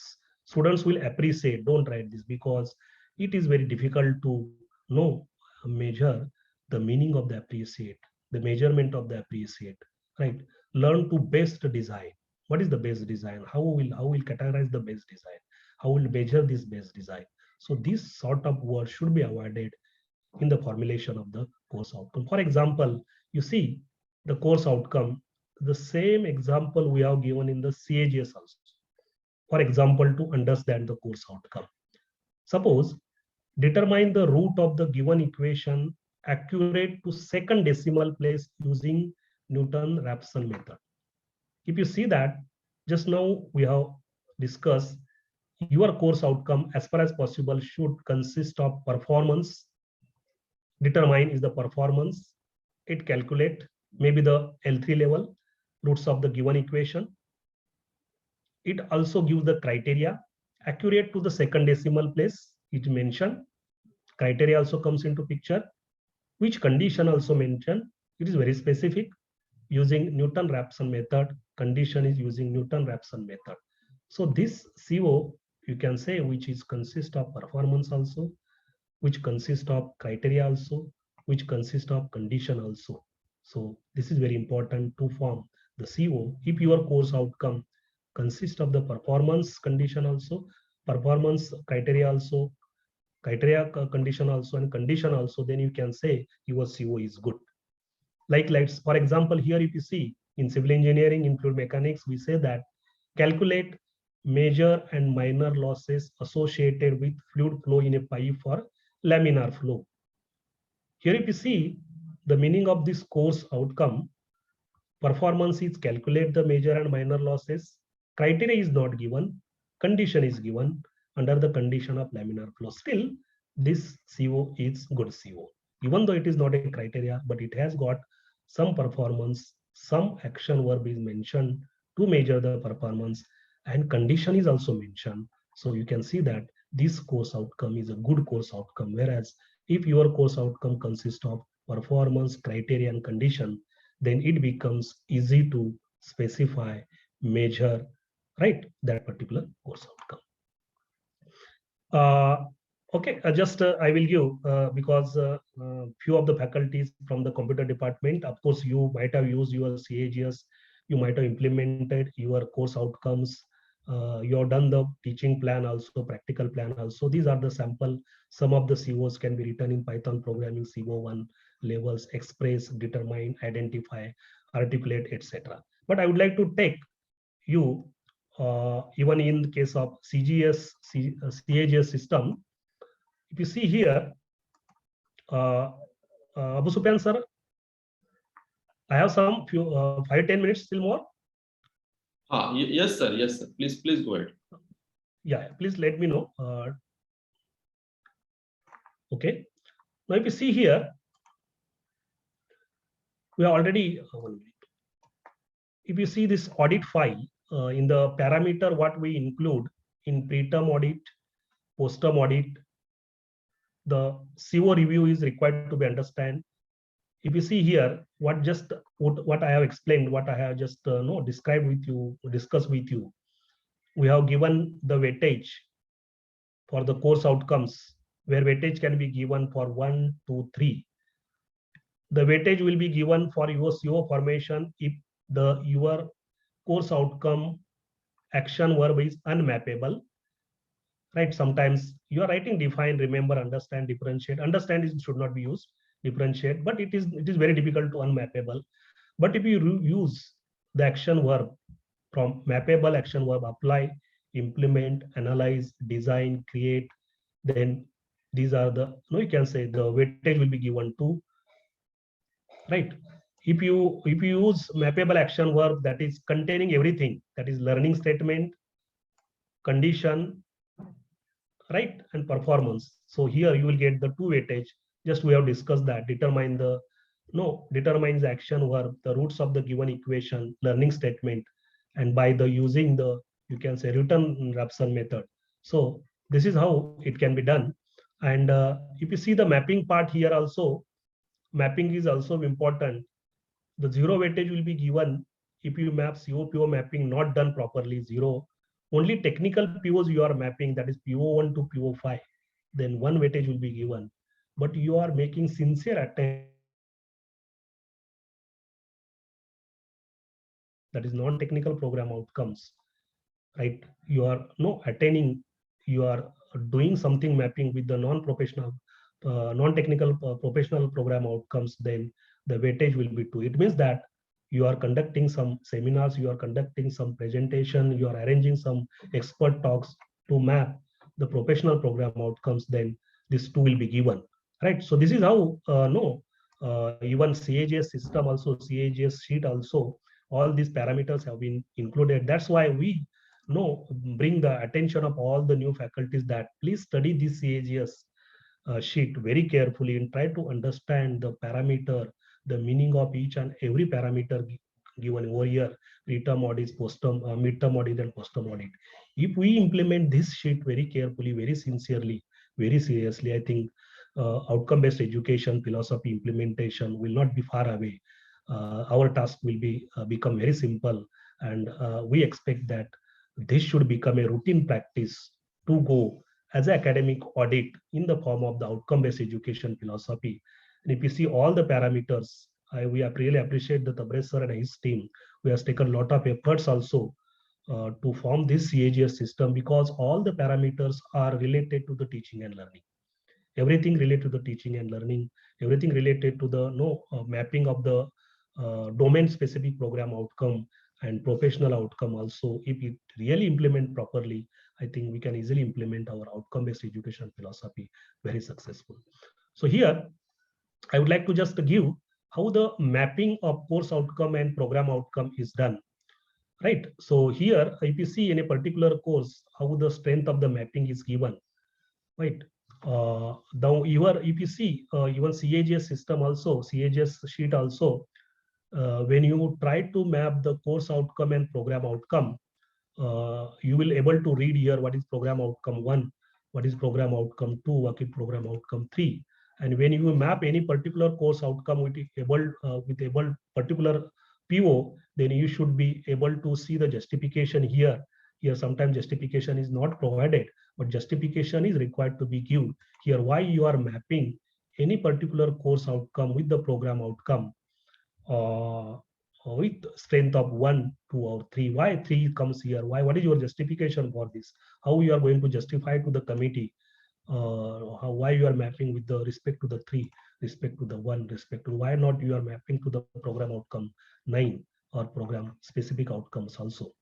So this is how understanding of the course outcomes, understanding of the program outcome, and mapping of the program outcome is to be done.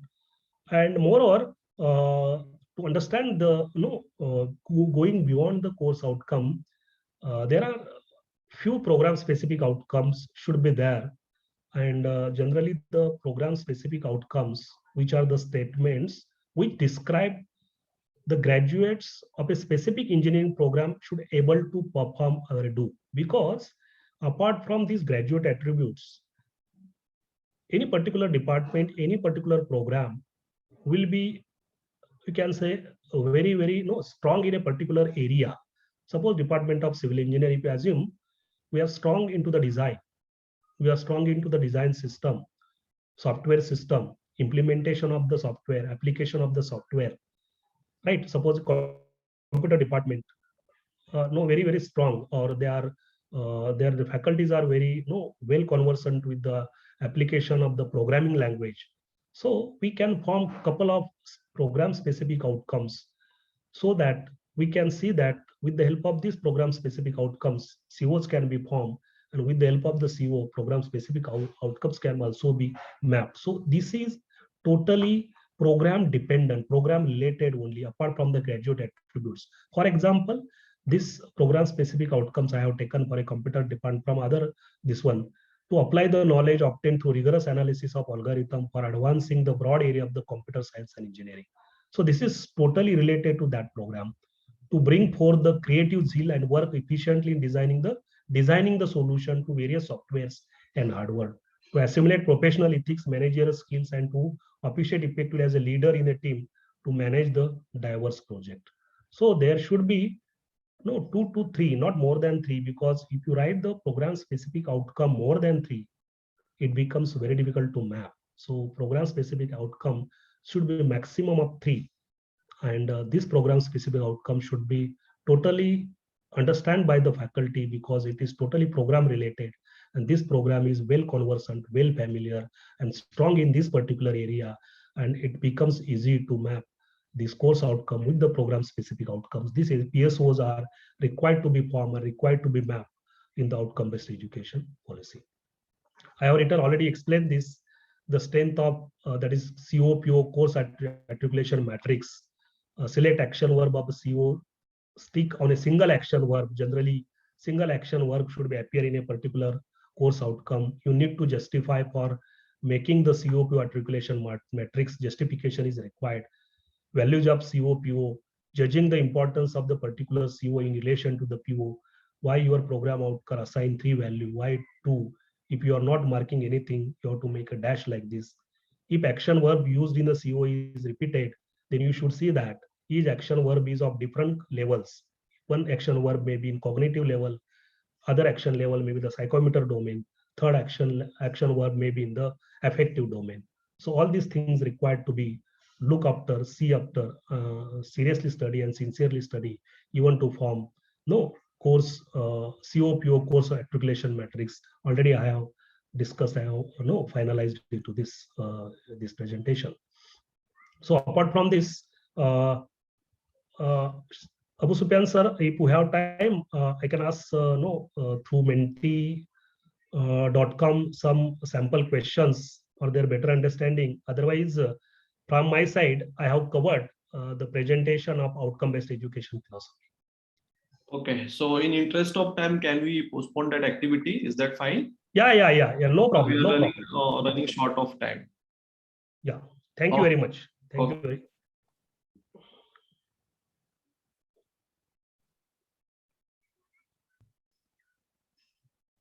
Professor Tayyab, please give your closing remark on this session. All right, I thought it will. I'll give it like all together for both of your sessions. Will that be okay? Okay, it's fine, but I think sir may leave, no? All right. Yes. One moment, please.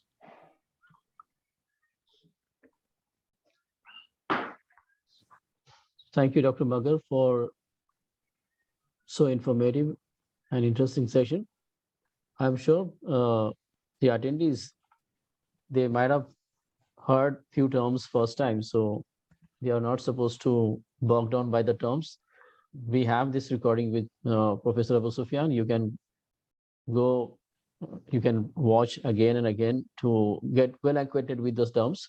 So it was very interesting and informative session by Dr. Magar. Thank you very much, sir. Thank you, sir. Thank you very much. Welcome. Thank you, Magar sir, for your wonderful insight. Now, I think we'll continue with the session, and next session, I think we can start with 2:30, because maybe my session will continue till 1:30. And instead of 2 p.m., we'll start our next session at 2:30. Is that okay for all the participants? You please post that in the chat box. Please type okay in the chat box, everyone. If you have any concerns, you can definitely ask. Yes, I can see many of them have already responded. Good. Okay. Fine. Thank you.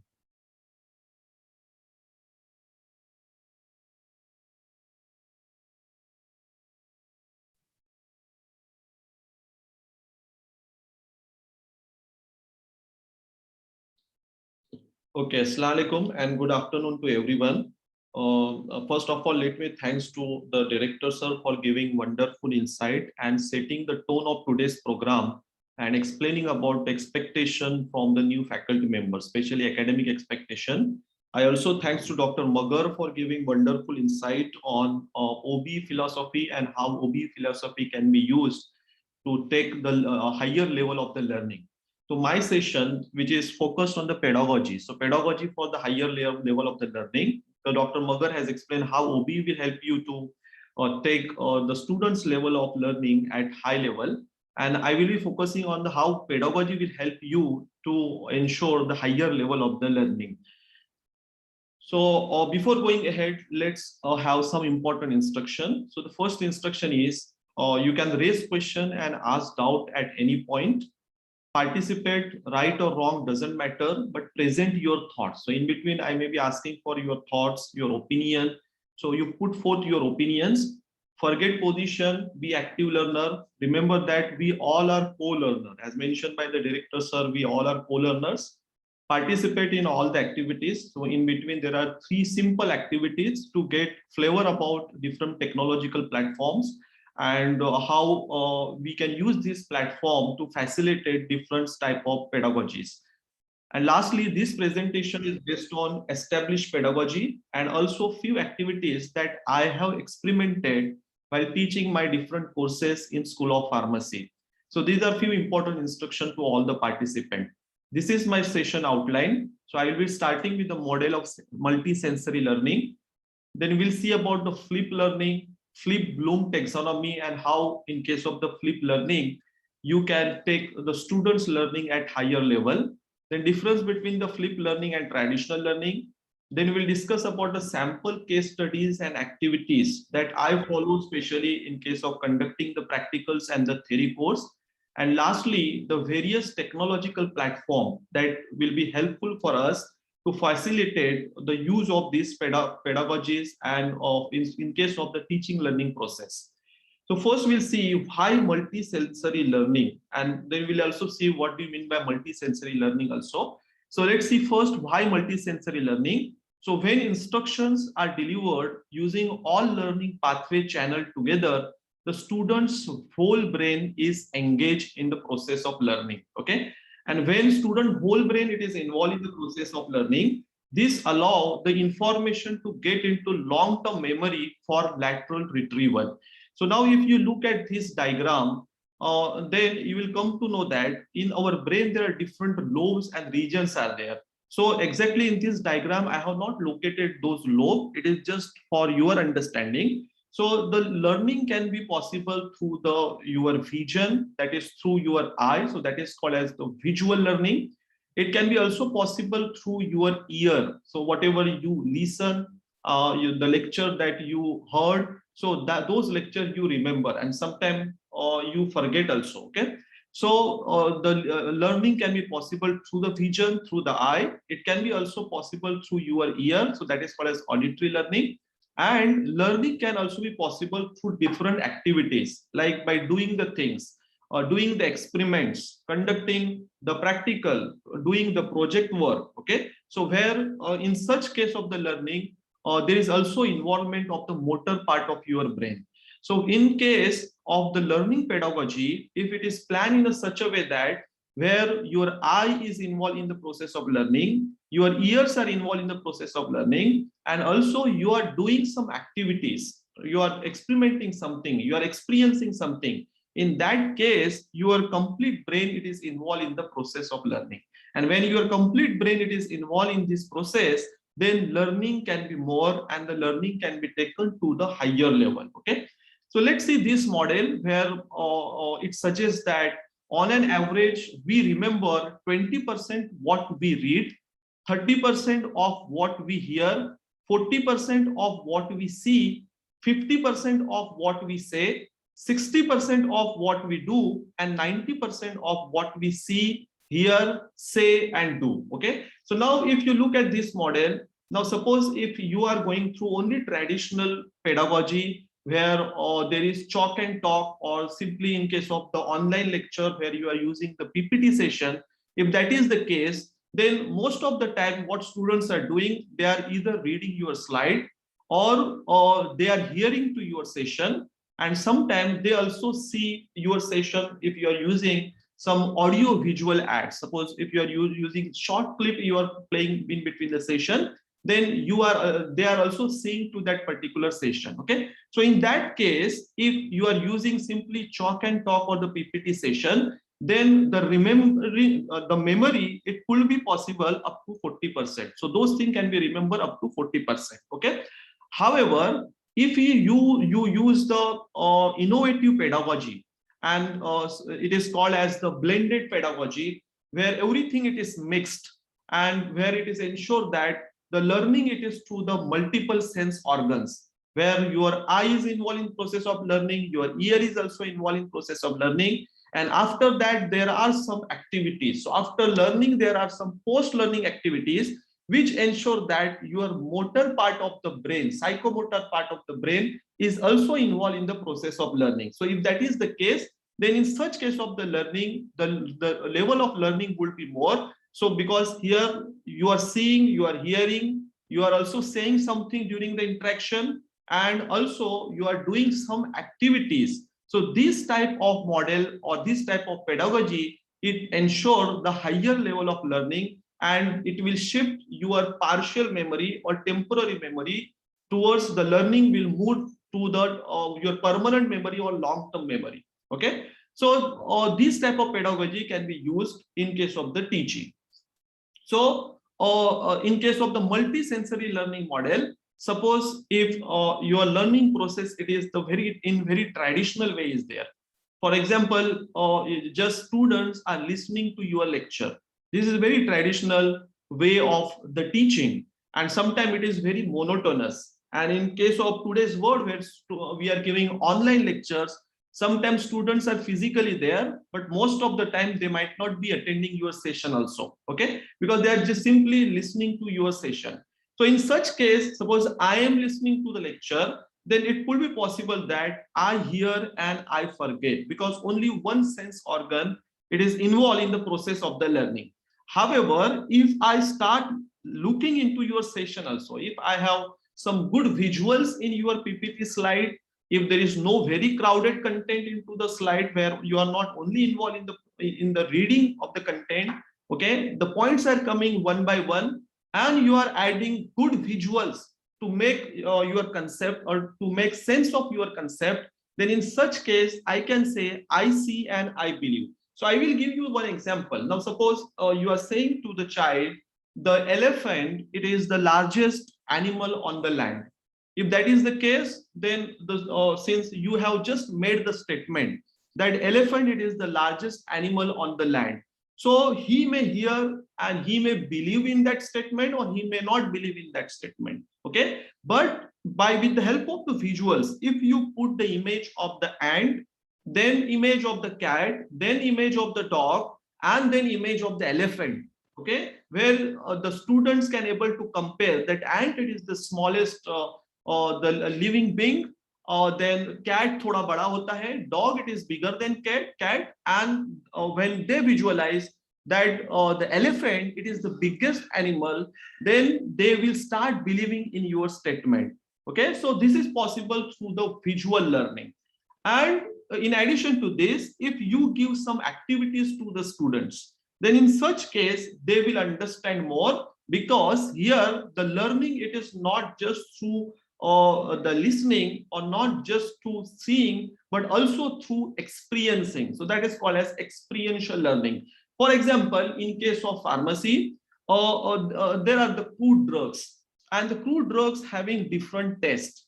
Like there are tests, like the pungent test is there, bitter test is there, acrid test is there. So we give simple activity to students. They have to take pinch of the drug and put that drug on the tip of the tongue. So when they put that drug on tip of the tongue, they will experience, so this is very simple activity, but they will experience what is exact the meaning of the acrid test. What is the exact meaning of the pungent taste, isn't it? Like I say to you that the Alfonso mango, it is very sweet, very good, and having the best taste in all type of the different mangoes, then you may not believe in me. But if I cut that Alfonso mango and if I give few slices to you, you will eat. So this is the activity, eating is the activity. Sense, you will sense the taste, and now you will start believing that yes, Alfonso mango, it is very tasty, and that will remember, you will remember for long time, and that taste of the mango you will remember for long time. Okay,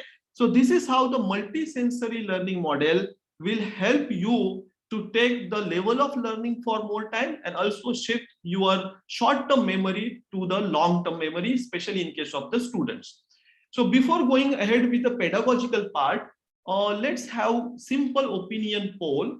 It is simple activity by using the Mentimeter platform. So this is also one of the technological tools that we are using. So this is just for the ice breaking. I will be asking you a simple question.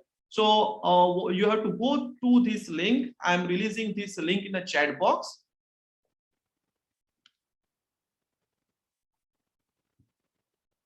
Yes, so this link has been released in the chat box. You just click that link and you give your opinion about that particular questions which is related to the pedagogy.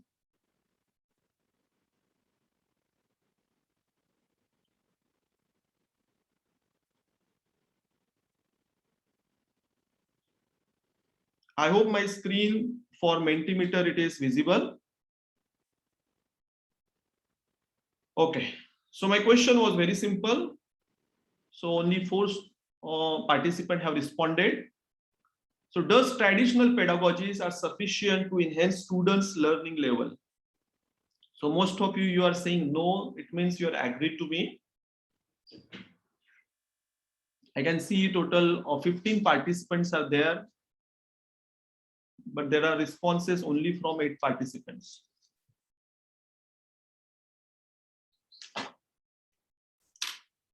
Good. So you can also raise such poll during your teaching sessions. So it will be some ice breaking to the students, and where students are also involved in process of the learning. So you can ask any question. So simply I have asked this question by using the Mentimeter. So such platforms are very good to especially engage students in the process of the learning. Okay. So just a minute, I will be resharing my screen.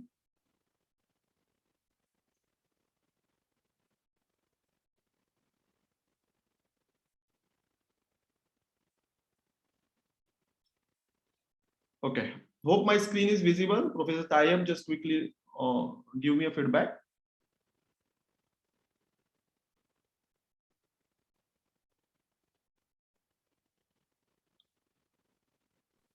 Yes, sir, it's visible. Okay. So thank you. Now we'll move towards pedagogy for higher level of learning. So as we have seen in case of traditional way of teaching, like when you are using just chalk and talk method in case of offline teaching, or just PPT and discussion mode in case of the online teaching, there we have seen that the level of learning, it is less. Okay, but if you use this innovative pedagogy like flip learning, activity based learning, participative learning, again very interesting pedagogy is there, experiential learning and project based learning, then this is going to definitely increase the level of learning in case of the students. So when you mixed all these kind of learning model together, now whatever it is developed or whatever plan, teaching plan you have made, so that teaching plan, it is nothing but your blended teaching plan, or by using the pedagogy of the blended learning. So we had very good session by one of the resource person during our the CiTeL national level conference. So he has simply explained blended learning in terms of the khichdi. Maybe the female faculty members, they know, and everyone has experience about the khichdi. So khichdi, what it means, it is the mixture of many things together. Okay. So when you are mixing all these pedagogy together, now the pedagogy that develop, it is nothing but a blended learning pedagogy. Okay, so in today's session, we'll be discussing one such blended pedagogy, that is the flip learning. So my focus will be the flip learning, because I have already implemented this at our School of Pharmacy, and there are some case study I have which related to the flip learning. So let's see about the flip learning first. What is the theoretical definition of the flip learning? So the flip learning is an instructional strategy and a type of blended learning that reverses the traditional learning environment by delivering instructional content, often online, outside of the classroom. So what you are doing here, you have reverses the traditional learning environment. So I have made this reverse word in the red so that you can remember. Okay, and how you are giving the instructional content, most of the time these instructional contents are given through the online mode. Now let's try to understand what is the difference between the traditional pedagogy of simple chalk and talk and the flip learning pedagogy. So what happened in case of traditional pedagogy? So most of the time teacher instructs or teacher teach. At the most, student takes the notes. Teacher sometimes give the assignment or the homework, and student do the homework or give the exam. So this is the simple traditional way of the teaching. But what is happening actually in the class, most of the time, the student is not involved in the process of the learning, because teacher, it is delivering the session. For example, agar 1 hour ka session hai, so for complete that 1 hour session, 45 minutes, 50 minutes, faculty member himself taking the session, isn't it? And most of the time it is very monotonous in nature. Okay, and there could be possibility of teacher giving the assignment and student do homework or give the exam based on what they have understood in the session that you have conducted. Whereas in case of the flip learning, the teacher instructs student to conduct lesson at home. So well in advance, student conducting lesson at home through the clip, website link, sharing his own learning resources. So any possibility it is there. Okay. And what students are actually doing in the classroom, students work in a classroom like the group work, so peer-to-peer learning, then resolving difficulties by the teachers, and you are giving different activities. So we are looking into detail what type of activities we can give as a post-learning activity. So that is called as the PLA, because those activities are very important. Because what I have experienced, when you share any content to the students and simply ask to watch that content, student won't watch that content unless and until there is some post-learning activity it is being planned. So that is the problem why the MOOCs are not so successful. If you see the statistic of the NPTEL and all those MOOC, it was observed that more than 90% of the participants who enroll in the MOOC, they are unable to complete the MOOC because they just enroll. There is no motivation in terms of post-learning activities. So if you want to increase the effectiveness of the flip learning, there must be post-learning activities. And if you are planning this, like if you are giving the content where they watch your clip before classroom, they clarify all the concept, and now you reserve the time of the classroom, especially for different activities. Now let's see what can be done in such cases and how the level of learning can be increased, especially in case of the flip Bloom taxonomy.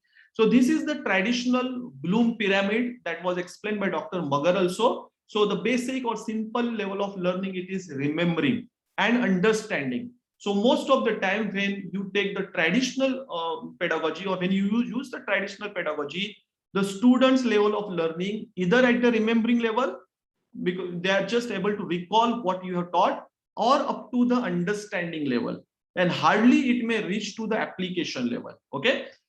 So this is in case of the traditional pedagogy. So remembering, understanding, applying, analyzing, evaluating, and the creating. So most of the time, the student may reach only up to application level. However, if you use the flip Bloom, or if you use the flip pedagogy in case of your teaching learning practice, Then let's see what happened to the Bloom taxonomy in case of the flipped learning.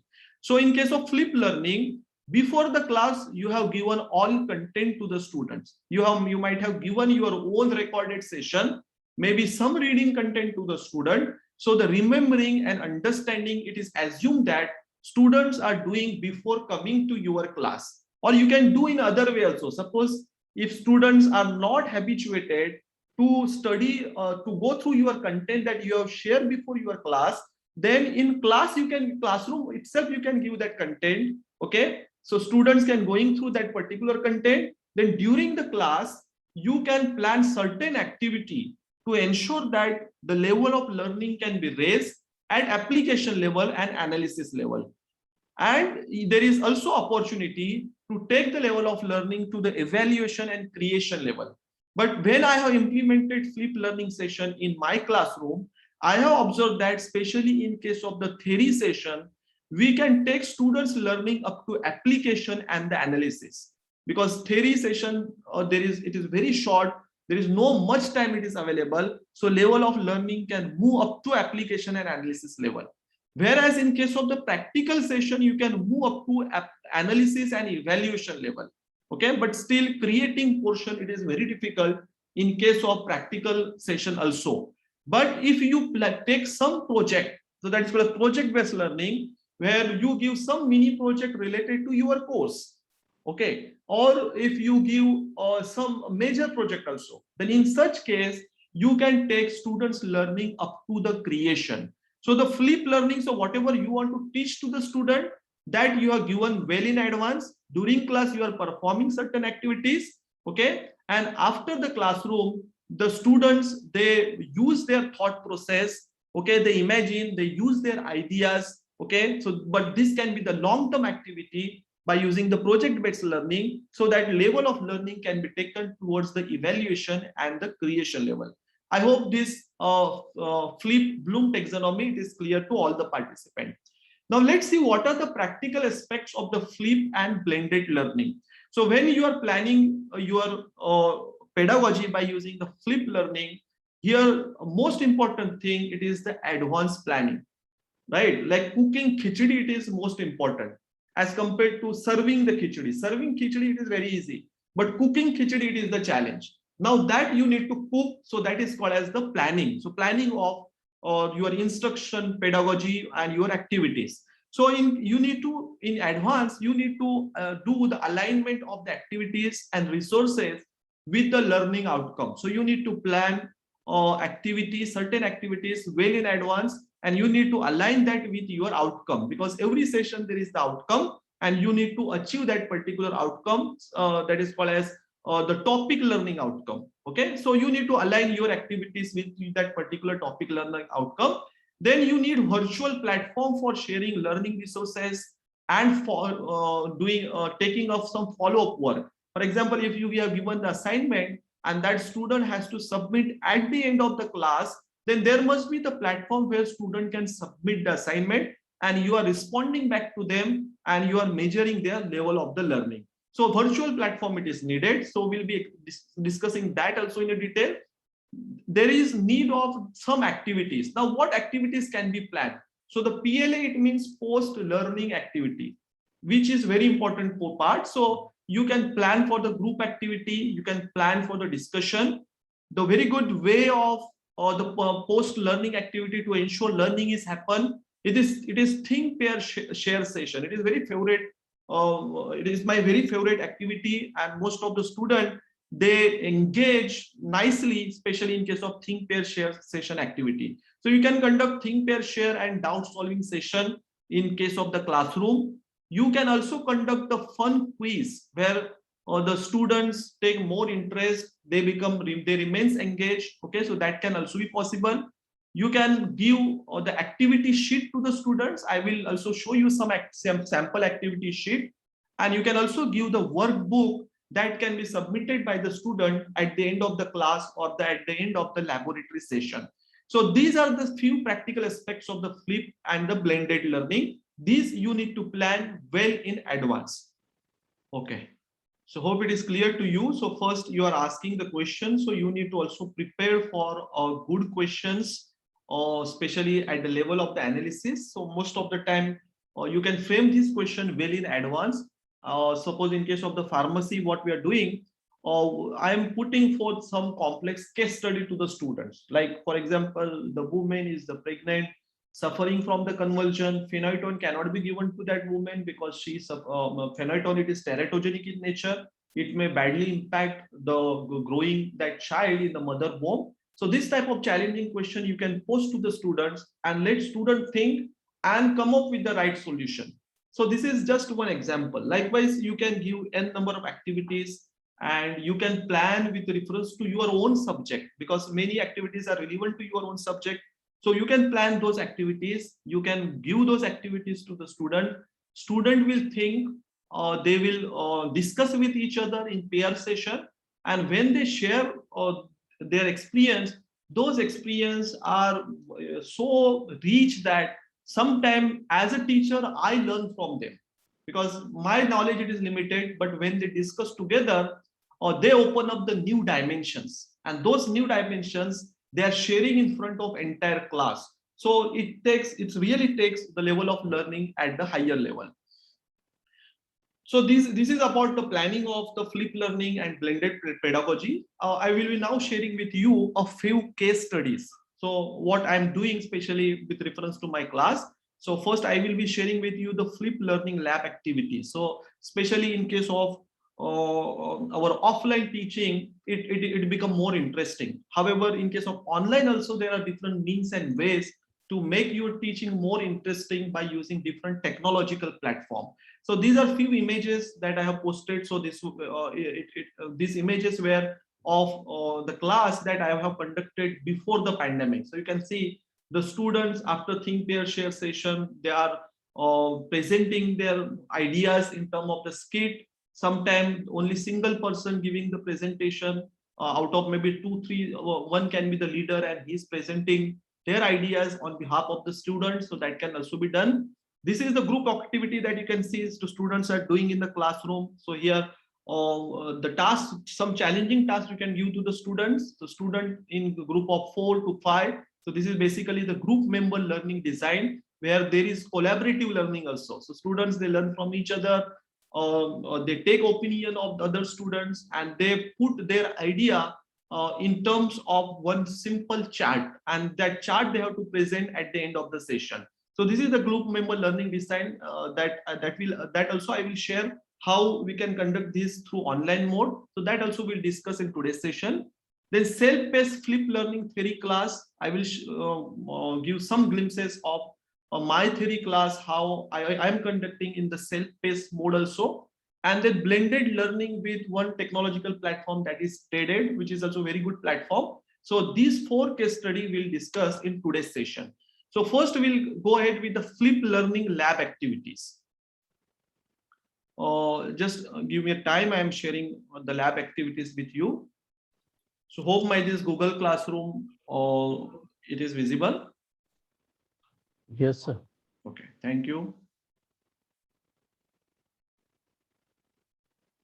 Yes, so this is my one of the Google Classroom. So I will give you a few glimpses of how I'm practicing this flipped learning, especially in case of the laboratory session. Okay. So now you can see this laboratory session. So first we need to plan and give instruction to the students in terms of different activities. So simply just I'm just increasing the size. Okay. So now you can see how I have planned this session. So tool and techniques for lab session. So flip or reading of journal workbook. So I have given them journal workbook, that also I will show to you. Then YouTube demonstration of isolation of the heart. So that link I have provided. It is just 4-minute, very short clip. Then after this, after reading through the journal workbook, I have not taught anything. They are just reading through journal workbook. They will be watching this session. And now I'm inviting them to attend the Zoom session. The similar way you can do in offline class also. You can give them short video, you can give them journal, they will be reading through that. And now they are coming for think, pair, share and discussion forum. Now for think, pair, share session, you have good questions with you, so that you can ensure that their basic learning is happen and also the learning can be enriched by you asking some complex type of questions. Okay. After that, once this activity is done, think, pair, share session ho gaya hai, discussion forum is done. After this, now I'm going for demonstration of lab session by using open source simulation software. Now again, I am not giving this demonstration. The students are very smart. They know how to perform this. No demonstration is given by me. Okay. So now they will be going to that particular link and they are seeing what activity has to be done by using this journal workbook, and based on that journal workbook, they will be performing the practical. And now they will be noting down their observations. Once they note down their observation, then again there is some activity in terms of literature survey. So again, for example, suppose they get activity in case of adrenaline. When they are given the drug like adrenaline, now why adrenaline? It show particular activity. So to understand that, they need to do the literature survey. Again, I have not explained this activity to them. Okay. After this, students learning assessment by using fun quiz and the journal they submit at the end of completion of this particular experiment. Now let's see how I am giving the journal workbook. Now, if you look at journal workbook, this is for every experiment. There is the journal workbook. So the complete aim, objective, requirement, procedure, it is being given. Now this is very important part where they have to perform the activity. Now they have to use simulation software, and based on observation from simulation software, they need to note down the effect of the effect that they have observed in the scientific world. For example, if there is increase in heartbeat, so they should not mention this increase in heartbeat. Rather, they should use the scientific term for increase in heartbeat, increase in a force of contraction, like positive chronotropic and positive inotropic effect. Okay, so that you must explain before they are going for performing this particular experiment. Okay, so now they will be noting the observation over here, and once they note observation, now why they are getting this activity? Now they will be doing some literature survey, and they are trying to write their answer over here, and then they will be giving the justification for that particular activity. Likewise, this is for single drug. This is for combination effect of the drug. It means when adrenaline and propranolol it is given together, what effect they observe.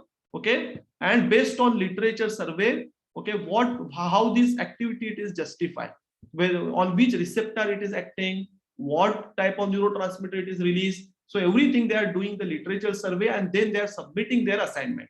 And after submission of assignment also, you are giving them feedback by using the Google Classroom. Okay. So now this is in case of especially your the journal workbook. Now let's see what you are doing, how they are performing this practical. Okay, so flip learning activity given was just video, and the journal workbook that you are given just to read it. Okay, so that is the flip learning activity. Then think, pair, share session was there, and followed by that they will be performing the experiment. So let's see how they are performing the experiment. So net is little slow. Hope this screen of Rajendra of Hurt it is visible. Yes, sir. Okay, so this is free open source software. Likewise, many open source platforms are also available in engineering also. I have the link of few the laboratories in case of the engineering. Even for many courses, many open source online platforms are available where you can perform the experiment. Now, students, as mentioned in the journal workbook, they have to observe the effect of adrenaline. So they will select adrenaline, they will click show trace. So they will get some trace. Based on that, they will be noting their observation. Now the effect it is going above the baseline, that indicate that the contraction as well as heart rate it is increased. So this is in terms of contraction, this is the measurement of the heart rate. Likewise, they will be doing this practical for all the drug. Okay, and you can see the different effect in case of different drug. For example, in clonidine, you can see there is no effect. Okay, so no increase in force of contraction and heart rate. Now they have to do the literature survey. So in process of literature survey, they have also learned how to do the keyword search in third year itself. Okay, and it is going to benefit them in final year when they are doing the project. Otherwise, if I was not giving such experiment in final year during the project, first we need to teach them how to do the literature survey or the keyword search. Okay, so many aspects are or skill they are gaining through such activities. Likewise, if they want to study the combination effect, they will go here, just click the show trace, they will get certain activity. Okay, like in case of the propranolol, again they are selecting. Now you can see what happened to here. So now at first time, don't tell student or don't give them idea what is the meaning of this. Let them predict, let them try to write their answer, let them do the mistake, and then during the assessment part, at the end, you can invite some sample students with the journal workbook and let them share the screen and present their work. Okay, so this is how they will be learning through their practical. So this is one flip learning class in case of the practical.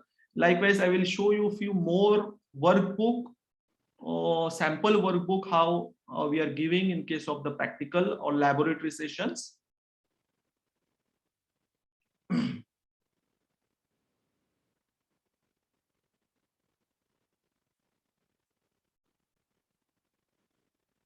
Okay, so you can see here, this is one of the experiment effect of isostigmine on DRC. So now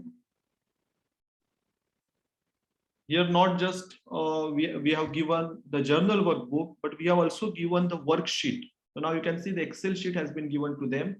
Log 10 calculator is also provided, so that those sometimes they say, sir, we don't have the calculator, log wala calculator nahi hai, and it may create a problem. So there are many open free platform are available that can also be shared with them. Okay, so in this worksheet they will be doing some activity, and that data they will be copy pasting it into their journal workbook. So this way they also understand how to do the calculation in the worksheet. Otherwise, especially in case of the pharmacy student, till the time they are not doing the project, they are not aware how to do the Excel sheet work, how to work in Excel sheet, okay, how to draw the graph. So they won't get this idea. But with the help of such exercise, now they have learned many such things. And now I will show you the sample journal submitted by one of the students.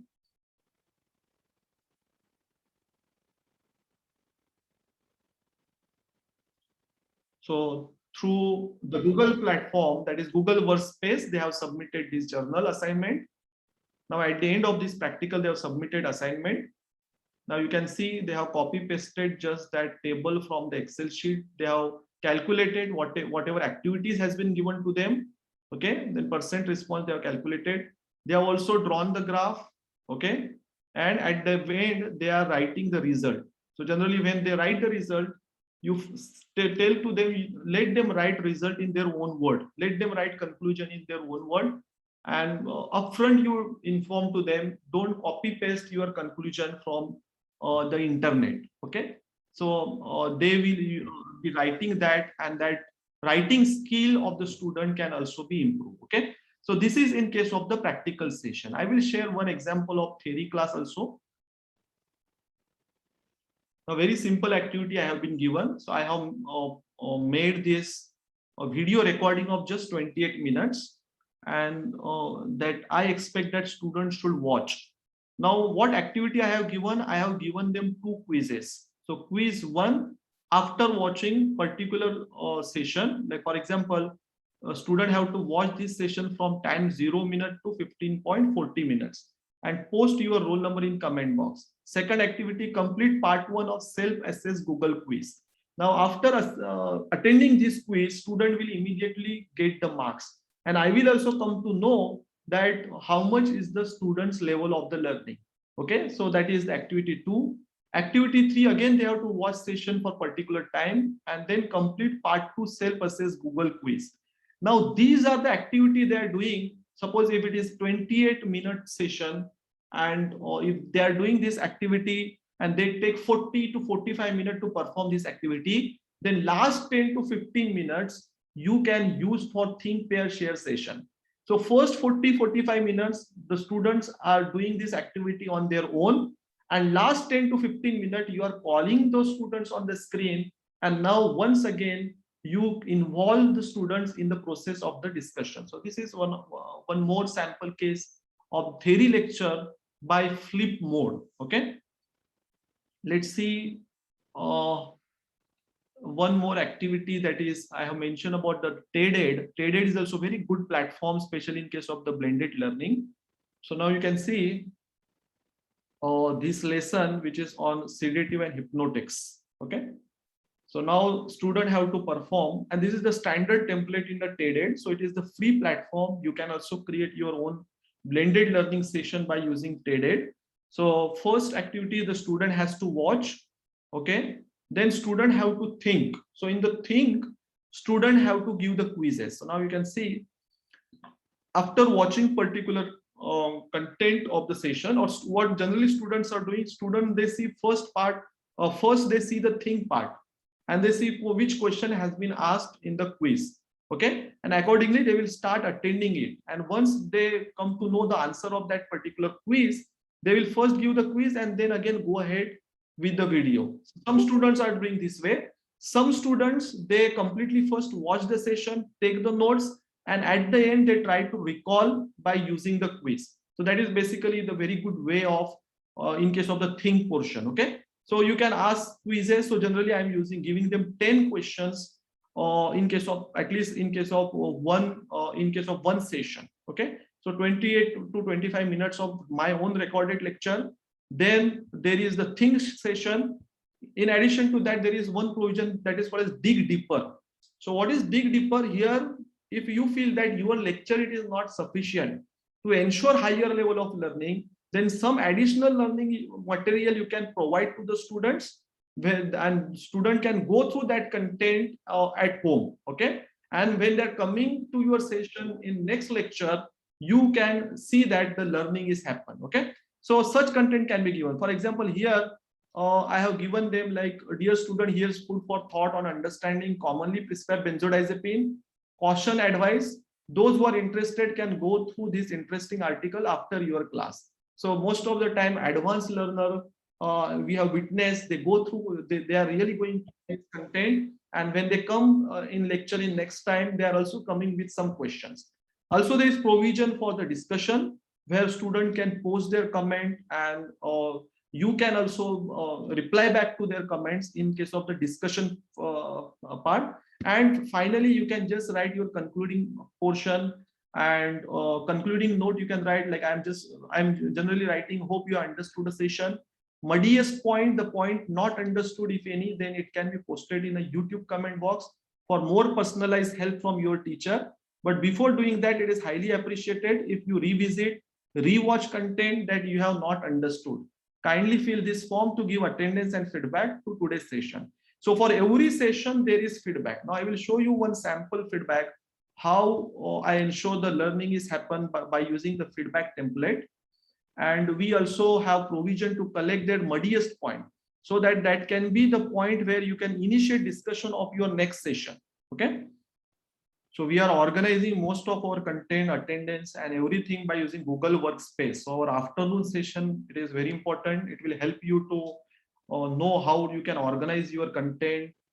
So just sample one feedback that I will be sharing with you, so you will get idea how generally we are conducting the feedback from the students. Okay. Now in the feedback, they are in attendance, they are giving attendance also. They also rate their own learning. So it is not like what they're doing, but how much they have learned. So they are giving rating for that. Then rate how this experiment help you in learning the literature survey through keyword search and making effective use of web information available in scientific literature. Any muddiest point, so student will mention that muddiest point. So sometime you get some muddiest point here, so that can be the point of discussion in when you start your next session. Okay.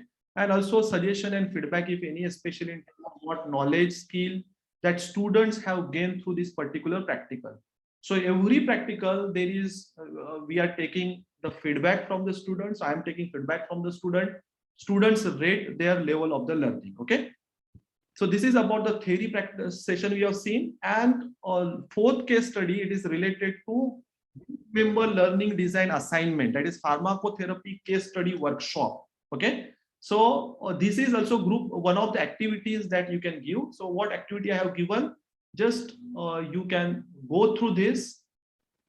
So it was a workshop on pharmacotherapy case study related to 6 case studies on different topics such as asthma, peptic ulcer, chronic pain, constipation, IBD were conducted.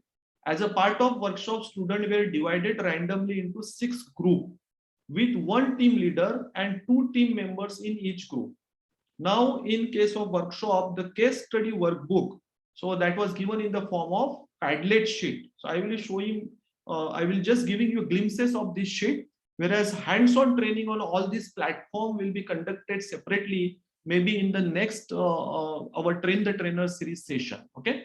So online Padlet sheet for collaborative working was given to the students, and then each team were given with 1 complex case study for discussion, brainstorming, and also for management of that patient case with appropriate solution. At the end of workshop, each team has made analysis report that was presented before entire class. Now I will be coming to you what is the intention of this particular activity. Okay, this workshop encourages students to think critically, apply different principle of pharmacotherapy, work in team to solve and give solution to the patients.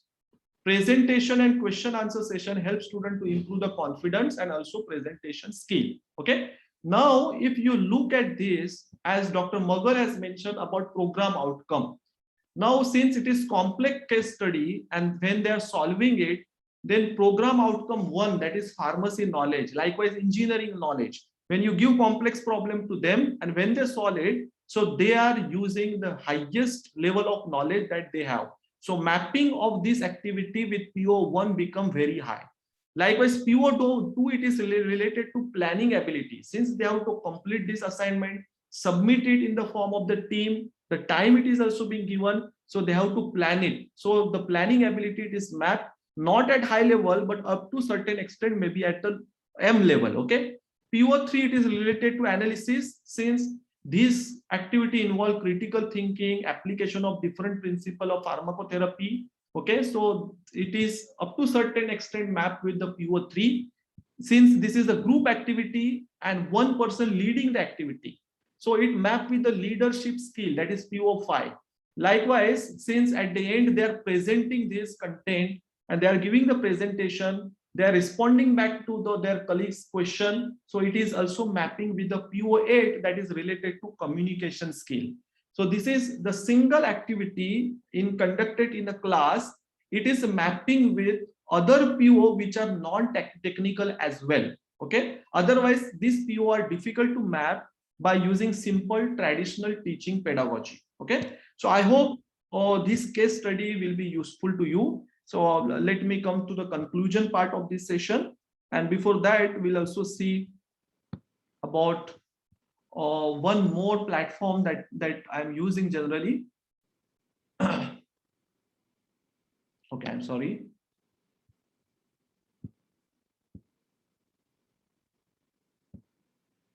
Okay, so to engage student, you need to use the different technological platform to facilitate higher level of learning. So you can create your content, your own lecture through the YouTube, or you can also use already created content which is available on the YouTube. You can use the SlideShare platform. Google Classroom can also be useful, especially for sharing and managing the assignment. Facebook, it is also a very good platform. I have started using when I have get requests from students from other colleges, because when they watch your session, they also demand for notes. So to provide the notes, since they cannot join to the Google Classroom because it is related to only our student, so I have started with Facebook platform also. So this way your outreach can increase to many other students, because if you look at in case of me, my students, they are from, some of them from Bangladesh, Belgium, some of them from UK also. They also watch my YouTube session. So sometimes I get questions from their side as well. Okay. Then quizzes and the Mentimeter, these are very good platforms, especially in terms of the fun quiz. And if you want to do students assessment, then these are a very good platform where students remain engaged. Thoda entertainment component is also there. So these are, you can learn this platform also. Then Padlet is very good virtual collaboration platform. If you want to perform the group activity, or if you plan group learning design activity, then you can use Padlet also. Okay. So what we'll be doing, I have planned very short quiz for today's session by using quizzes platform. So you will get some glimpses about this platform. Okay, and what I'm doing, I'm sharing this link in a chat box. You can join this quiz by this link. So likewise, you can share with the student. Student can join with this link. Yes, everyone, you are requested to click that link and join this quiz. It is a very simple question I have asked in this particular quiz, just to get idea about this particular platform. Okay, I can see the Nida madam has joined, Reshma madam has joined. Very good. I request others also to join. I hope my screen is visible. I request others also to join. 1, 2, 3, 4, 5, 6 have joined. What about others? Fine. So let me start the quiz. You have to give the quiz. You will get the experience how the platform it is there and how the dashboard it is the student they see and how they enjoy this quiz. So it is game. It is the fun quiz. It is the gamification. Yes.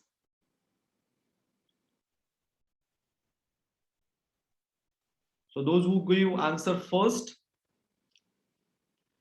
become a topper. And that dashboard it is available with me. Very good.